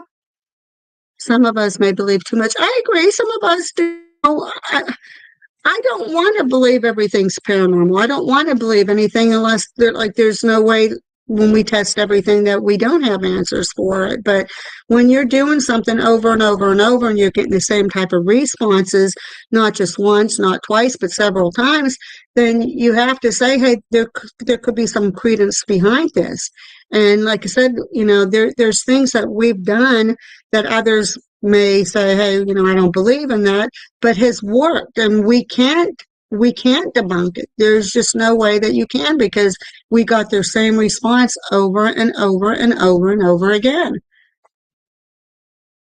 And well, you're right. As my motto of my old group states, the other side of the unexplainable. There's the stuff that can be explained through like Kenny Biddle, scientific method and everything. But scientific method too, you have to have a hypothesis. And a hypothesis does not come from when you say, in my opinion. And when he does these debunking in his office from videos and stuff and that people send him, that's in a controlled area. He's not in the area where these people actually were at. So how does he know? He wasn't there. How does he know what cast that shadow or what made that noise? You can't debunk something in an area that you were not at the time. And like, again, I don't want to disrespect him because he got famous for a reason. His name is out there for a reason. He's smart. He knows his stuff. But it's just some things I question. And I think that's fine. We should be able to question. We wouldn't be who we are if we don't question things. That's what it's all about. For sure, debunking is paramount to what we do on one or my training things. I think one of we had random voices, but we were also right. Also walking past, we had to be really careful. And stay tuned. You're right. Claims require evidence to have to explain in every aspect, and that's just it. And when we say something or do something, we do it over and over and over and over again, and we try every method to debunk what we caught, and we won't say and again, we won't even say it's something paranormal. We'll just say there's that question mark. It can't be explained. Just like Willa said, you can't explain it, so you just leave it there. Like, you guys believe in demons? What's your definition of demons? Well, that kind of goes in with the Bible and that too, because there's demonology and biblical, and there's that fine line. I don't know. I believe that there's evil out there. No, I don't know necessarily if I would say we've never encountered anything that we would literally call demons, but we have encountered stuff that we would say was evil or not good. I don't know. I don't even know how to answer that because the only thing I can say is I believe in demons. I don't like to call them demons. They're just evil people. My definition of demons is someone who was a bad person in life and decided to do the exact same things or worse once they passed away. And I like Douglas's answer too, and we'll agree. That's a perfect answer. I think that there are things that were never human, and I guess people could classify them, depending on how they look at it, as demons. Again, if you go back to a conversation earlier of the Native Americans, they are responsible in a lot of ways for like the skinwalkers and everything. I guess some people would call skinwalkers demons. I guess how you look at it. But it's also like Gabriella said, it depends on if you're an evil person when you're alive and people look at you as evil and they say that you're the devil and you're the antichrist and everything. You're going to be looked at the same way when you're gone, because that's just the way you showed yourself when you were. See, this is where I know for a fact I didn't used to believe in demons. But going back, I hate like repeating myself, but going back to our old house, at the very end, right before we were about to leave, the only thing that we were getting on our spirit box and spirit talker was Latin words. Yeah, that's true too. That is not a good sign. And, things being thrown at you, that's poltergeist. But the Latin words and the things that were just happening, like we were getting touched, doors were slamming by themselves. I think our toilet flushed a few times by itself. We were getting Latin words on our. If you never believed in demons, you went to that house as that was happening. Our animals were dying, like they were healthy, and a day or two later they were dead. It's just like, I don't know. So I hate to use the word demon in that, but again, Douglas, you're a smart guy. You brought nature, spirits, elementals, and stuff. Majority of them are not demons. They're just evil people. Like you'll hear the word evil. It doesn't mean demon. It means that person could have just been mean in life and then carried over the same type of mood and personality as they did as they passed away. Yeah. It's kind of hard, I don't know. I always worry about things like that because you don't know. I mean, I wish there was answers for that, for 100%, but to just come out and say, yes, we believe, no, we don't. There's that fine line there that we can't honestly say, yes, we do or no, we don't, because there's just too much that's hit so close to home with us in the house that we lived in that, malevolent spirits are a thing. I agree with you. Well, I just, again, that's just grounds. People hope that they don't touch on that or encounter that, but it happens. There's two places in particular that Gabriella got affected. We don't know. I don't think those were evil. I don't think they're evil, but we just don't know, though. Either that one at the one particular place. Well, that one kind of lurked over you. That even scared me because it even made me feel uneasy, and it was mainly targeting you and Eric. The thing about demons is they have to be conjured. You can't. I don't think that you'll ever just encounter a demon because it was there to begin with. I think that whoever owned the place or whoever did something in that place had to conjure it for it to become a thing. Maybe it was a person, okay? But somehow in the afterlife, because nobody really knows how the afterlife works, somehow they found a way to gain enough power to become a demon and, terrorize people. You never know. And be squared, you're right. That's my opinion, though. So if you're fearful, your perceptions will more likely be negative. You're right. We go into our investigations. You can't go into an investigation if you're afraid. You can't, because if you go in and you're afraid of everything, you're going to attract stuff. You need to go in with an open mind, willing to debunk everything and see what happens, because that one time you show your weakness, that's when something is gonna Yep. end up doing something that you're probably not gonna like. That's the thing, there's no real evidence for anything, demons or spirits, unless you ask Cody Satori. Exactly. You're right, Yeah. Critical. You're right. It's just, you And that's know, why ghost hunters are a thing. That's why paranormal investigators are a thing. We're trying to prove that there is an afterlife, that there is something, that there is a way to contact maybe your loved ones, or just, find out what's happening in a building that might be distracting or bothering somebody. it's true. It's true. We love what we do. We do.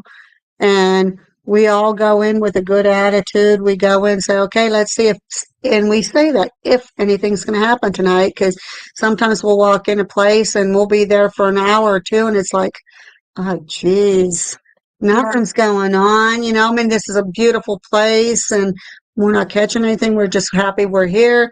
But then just maybe about half an hour or so before we're getting ready to pack up and leave because things aren't going well, then all of a sudden activity, starts happening. So it's just, It depends on the place, Yeah. and it depends on the attitude that you bring with you to that place. We will never start an investigation mad or upset or sad about anything. We always cheer each other up before we go on an investigation, no matter what happened that day, to make sure that hopefully nothing happens. I kind of think that's why a lot of the groups out there, and that before they go into their investigations, they act like kind of crazy and they joke around. They want to get all that fear, like especially if it's a building that has a history of maybe something negative possibly being in there. Just to kind of shake it all off and say, okay, I'm good. I'm ready to go. My mind's clear. I'm ready for this. Let's see what we get. But you can't go in already afraid, because then something, and not only that, but I think your subconscious, if you're going there already afraid, your subconscious is going to make you think things are happening that's actually not even happening. So that's where a lot of the fakeness and where people can really debunk a lot of stuff, because they're already going in there afraid of everything as it is, and their mind's telling them, okay, there's a shadow, there's something moving, your mind's already telling you that before you even start investigating. So you already debunked the whole thing right there. Like my house, I don't always have activity every, but once in a while I hear stuff or see stuff, but not all the time. Yep, that's kind of this house. Yeah. We don't investigate anything in this house though, because we don't want to, Yeah. invite anything that we didn't want. But every once in a while we see something or we hear something or we feel something. We know that there's a lady in here. We know that there's like a cat. There's residual energy in this there's house. definitely residual. We Yeah. see the cat walking up the stairs and we see the lady go around the corner all the time. Yeah. It's every time at the same time. My stance is that if communicating with spirits were meant to be a thing, we wouldn't need technology. Exactly.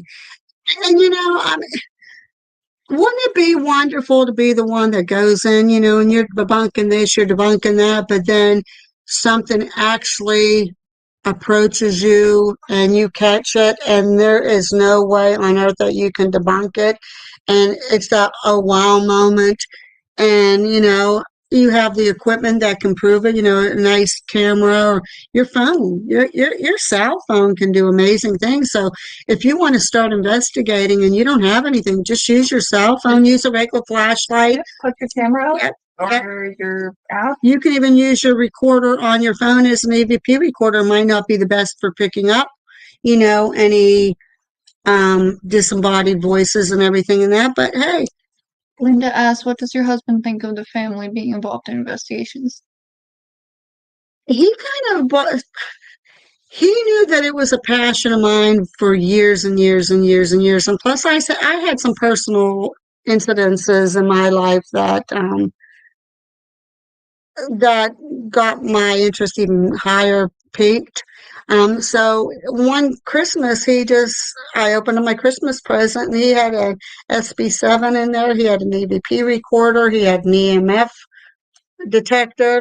He says, here, I want you to start what you like to do. So he doesn't do it himself. And when he bought me that stuff, he was the biggest skeptic on the face of the earth. But after we started showing him what was going on in her bedroom at our old house, he's no longer a skeptic. He knows that there's something going on that just cannot be explained. So I do automatic writing, which is where you use a pen and pad and spirit to contact me that way. Or draw something. We've been wanting to do that. to try it. The only bad thing is if you are sensitive in this state of mind, like with an Estes method where you kind of clear your mind and everything, it's the same thing. Something could just take over you. And that scares me. I have a couple ideas that I want to try that's going to be similar to the automatic writing. On one of our upcoming investigations, there's a couple new things that I want to try just without using gadgets, just homemade gadgets, basic things that I turn into something that, hey, if something happens, then please explain it to me because there won't be any way to explain it. So, but that's upcoming. We'll talk about that in the future. So, Keep it home for 2 hours. yeah, we do allegedly have mediumistic people though who I think a lot of us have some I think most of us do have some sensory abilities. It's just that a lot of people, as soon as they start showing signs of it, they don't know how to handle it and they block it out. And then there's others, they start feeling these things and these things start happening and they're like, okay, wait a minute. And they kind of start getting their interest more piqued and want to learn more about it. And that's the whole thing. If you do have any abilities like that, you can't just come out and say, hey, I'm going to do this, do that. You have to learn how to use them. You have to learn how to adapt to them because if you don't learn the right way, then the outcome could be not what you expect either. So I'm sensitive. I took my years to learn to keep something from attaching itself to me, plus I use lots of protection. yeah. There's still that chance, though. That's what I'm scared of. We know that I'm sensitive, but I haven't really reached out to find out what my abilities could be or are. But I do know that when we go in the Estes method, me and Mom are able to do this, and it's where you block out everything so much that it almost brings you to a new plane, like the other side. And you can almost feel yourself floating out of your body and leaving a skin suit behind. And when that happens, it gets scary because you don't want to feel like you're floating out of the freaking chair that you're sitting on or the floor or whatever. It depends on how you look at it, Will. Your abilities are a curse, but people say it's a gift. It can be a curse because, it depends on how deep your abilities are. Who wants dead people being around them all the time and trying to communicate them and you're just trying to live your life and there you are hearing these voices and all this stuff is happening around you constantly. But that's why I was saying a couple minutes ago, when you get those abilities, you have to be able to learn how to use them the right way and to be able to control that because it could be a curse. It definitely could be a curse, just got to know how to handle it. Now, she seems to be a little bit more sensitive than I am, but there's things that I can feel and sense around me. Now, Abby's just starting to get a little bit. I've had dreams that are so vivid, and I can tell you certain things about them, certain details, and then I'll hear something that is almost like spot on with what the vision was that I seen. So, I don't know. Yeah, you can try to block them all you want, but sometimes you just can't. They're still just going to pop up. Yeah. It's just, sometimes you don't have any control of it. And I think that's where it does get scary because who wants to be there, and sitting down and enjoying a day out with your family or whatever. Next thing you know, you get this feeling around you so strong that you almost get into a panic over it, because you can't control it because it's right there as quick as, click your fingers. So. Gosh, a friend of mine purposely channeled someone and had them speak through his body. My friend said he sat next to himself, manifested popcorn, and watched himself go. I've not seen anything is like that yet, but I mean, I've heard different people that said stuff like that has happened, and that would be a rather freaky thing to see. Linda said, would you be interested in learning more, Gabby? I would, to find out what the spirits that come to me want from me. Like if they need my help or if I can help them in any way. Even if they're not asking me for help, if I can help them figure out like why they feel trapped or, why they're there. Just to help them. I would love to learn more to find out if I can help whatever is there. Yeah, I agree. I agree. I think when you have kind of abilities, I think it would be all about, if people are coming through to you, then they're coming through to you for a reason. They want to either tell you their story, they're attached to you because maybe you're a motherly figure to them, they look at you as a friend, they look at you as a kind person with a good soul, and they're obviously comfortable around you that they're trying to come through. But then again, there's going to be others. If you're depressed, you're going through bad times in your life, things start coming through, you got to watch because that's when you can get the negative ones coming through because they know you're very vulnerable. And that's where it kind of gets scary and you wish, okay, I want to block this out. And it depends on how well versed you are being able to tune in and tune out and block these. So I have some sense of energy, felt what could be termed as angelic form of my deceased godmother and have to be a little careful around the Yep, that's what Mom was basically just saying. yeah. You definitely gotta be careful. Yeah. I know my mother, sometimes I can feel her around me. And it's always good feeling. But then sometimes I had a neighbor that I loved her like a sister and she died very quickly, suddenly. I have not had contact with her, but I've had a dream one night. It was so strong and it was current time. And her family used to always give me lilacs for our table. And when she came to me in this dream, she was alive. She says, I know you couldn't do anything about my death. And, I just wanted to let you know that I'm happy. And she came to me very clear, and the smell of lilacs was so strong. But it was just like she was right there in front of me, standing, talking to me. So.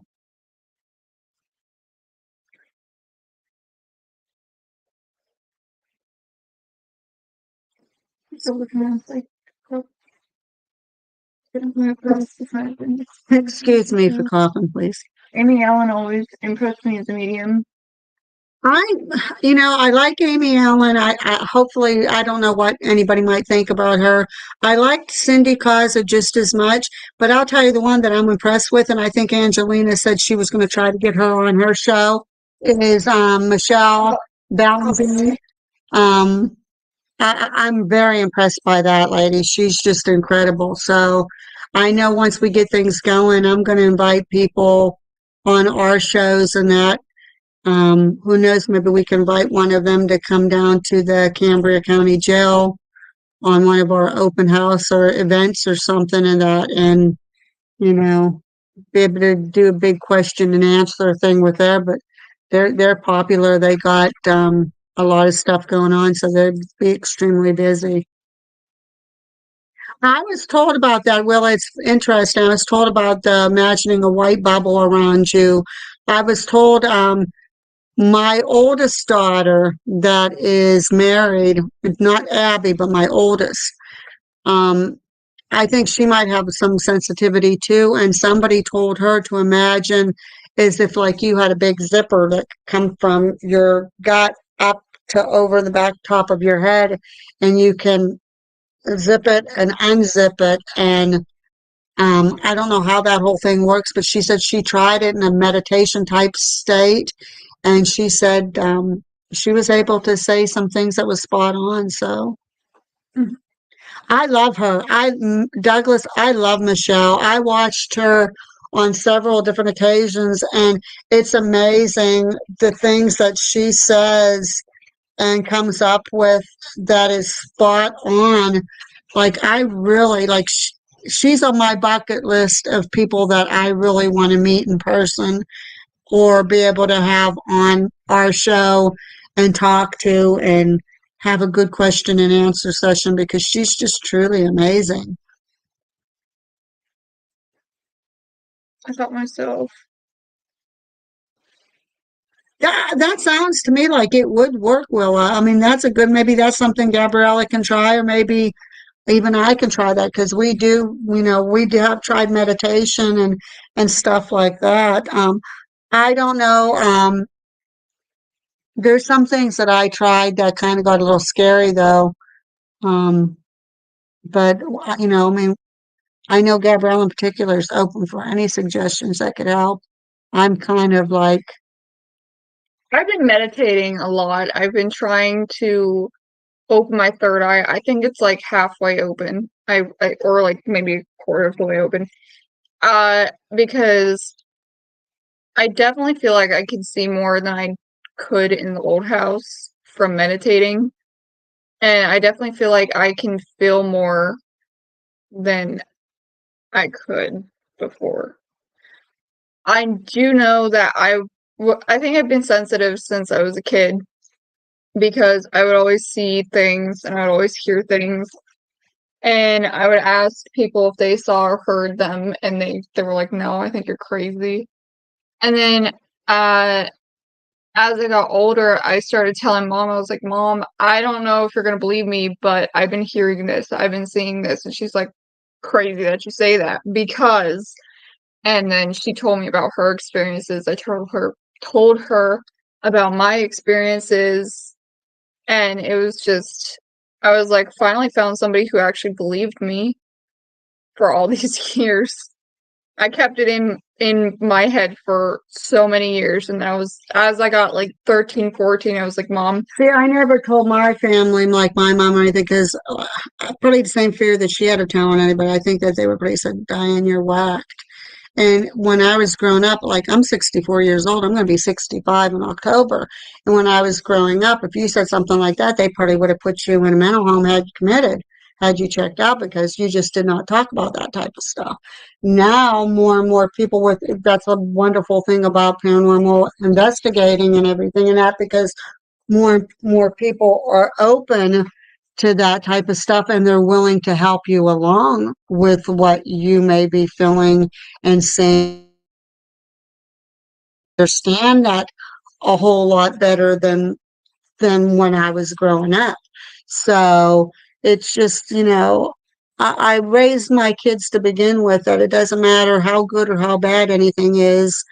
If you need to talk, I'm here. That's what I'm here for. I will listen to anything, no matter how ridiculous that you think it is or how you think we're going to feel about it. And it's always going to be that way. And that's not only for my kids. If somebody needed to talk and they say, "Hey, I, you know, I have some questions and I haven't said it to anybody else because I think they think I'm nuts," tell us. We'll help you out. We'll guide you through it, and we'll tell you honestly with what we think, and if we think it could be something or not.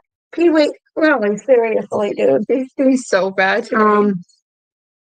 Yeah, I'm old. Everyone can we can help you out with that stuff. I think I'm just gonna stick with meditation and doing like my normal things right now, but I really do appreciate you wanting to help me. That's really nice.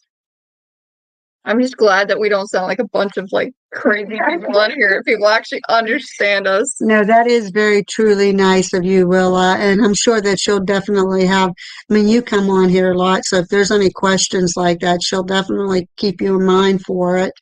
But that is very, very nice that you did offer that. So, see, B squared. See, I think that's with a lot of people. I think that with me, like, in a way, I would like to get my third eye opened all the way, but then that's where you're getting across the bridge. Like Willa said, a lot of people are telling her it's a gift, but when it's completely open, it could be a curse too, because you're going to have everything coming through because there's going to be people that need help. There's going to be people that they just want to tell you their story. There's people that are attached to you because you're motherly, sisterly, things like I said before. We saw this Indonesian horror movie that was called The Third Eye, and she had her eye open like halfway, and then she was like, well, I want my eye open the whole way. She finally got it open the whole way, and then she saw all the spirits around her, and she was like, oh my god, I don't like this anymore. And so they had to like force her eyes shut because she couldn't handle it. I'm afraid that that's like something that would happen to me too.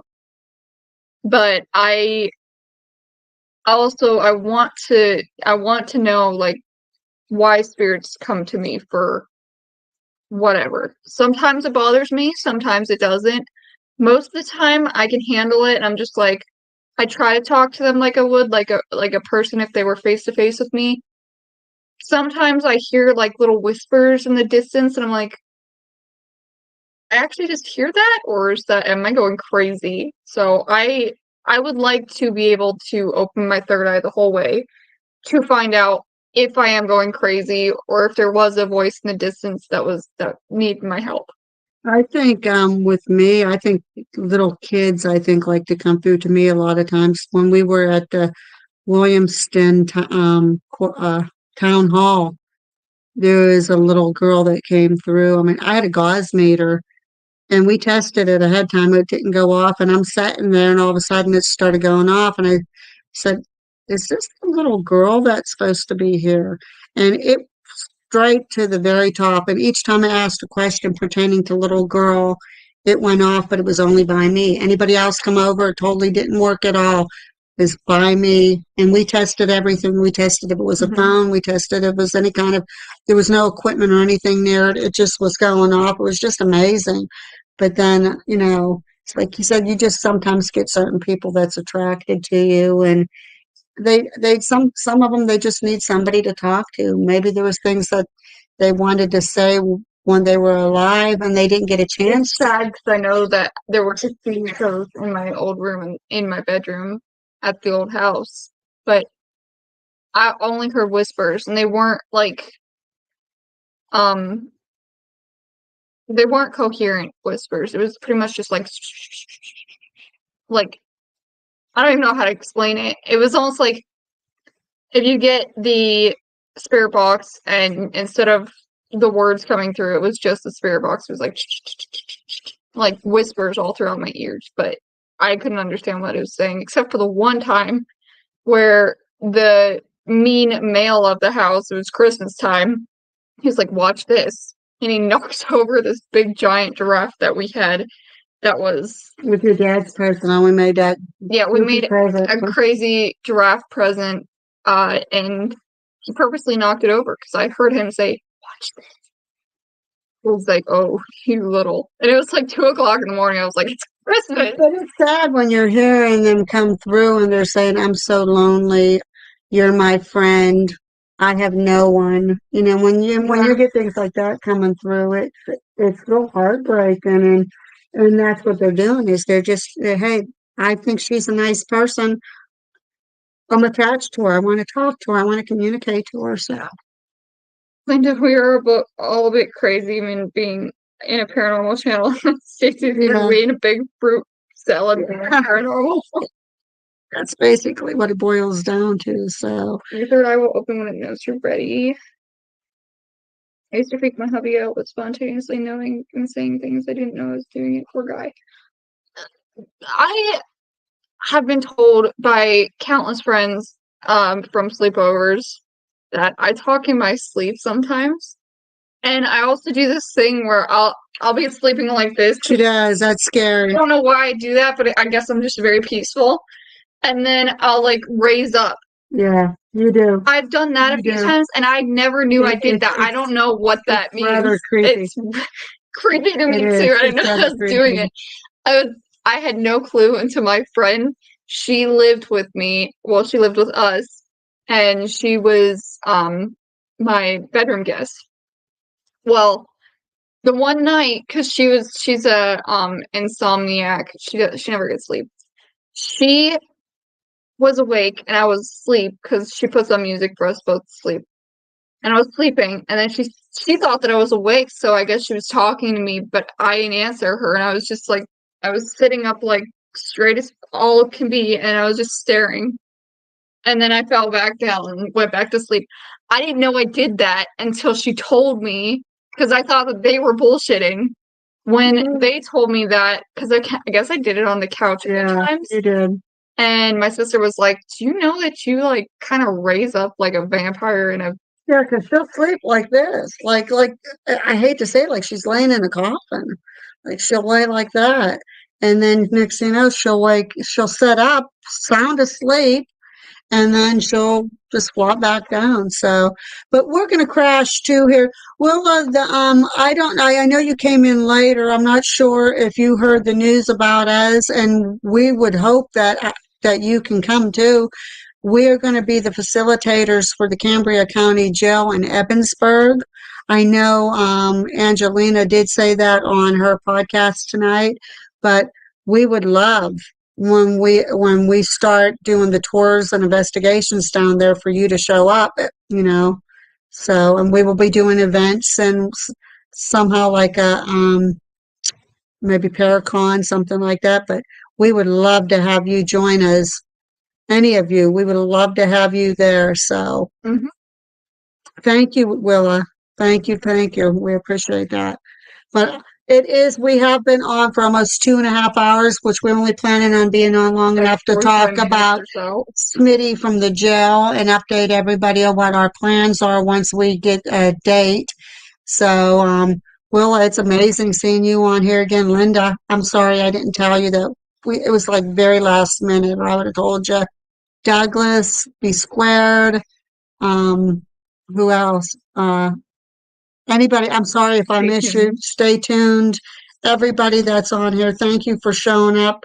You know that it means a lot to us. PDX, you were on here earlier. Thank you. I think Critical Sandwich.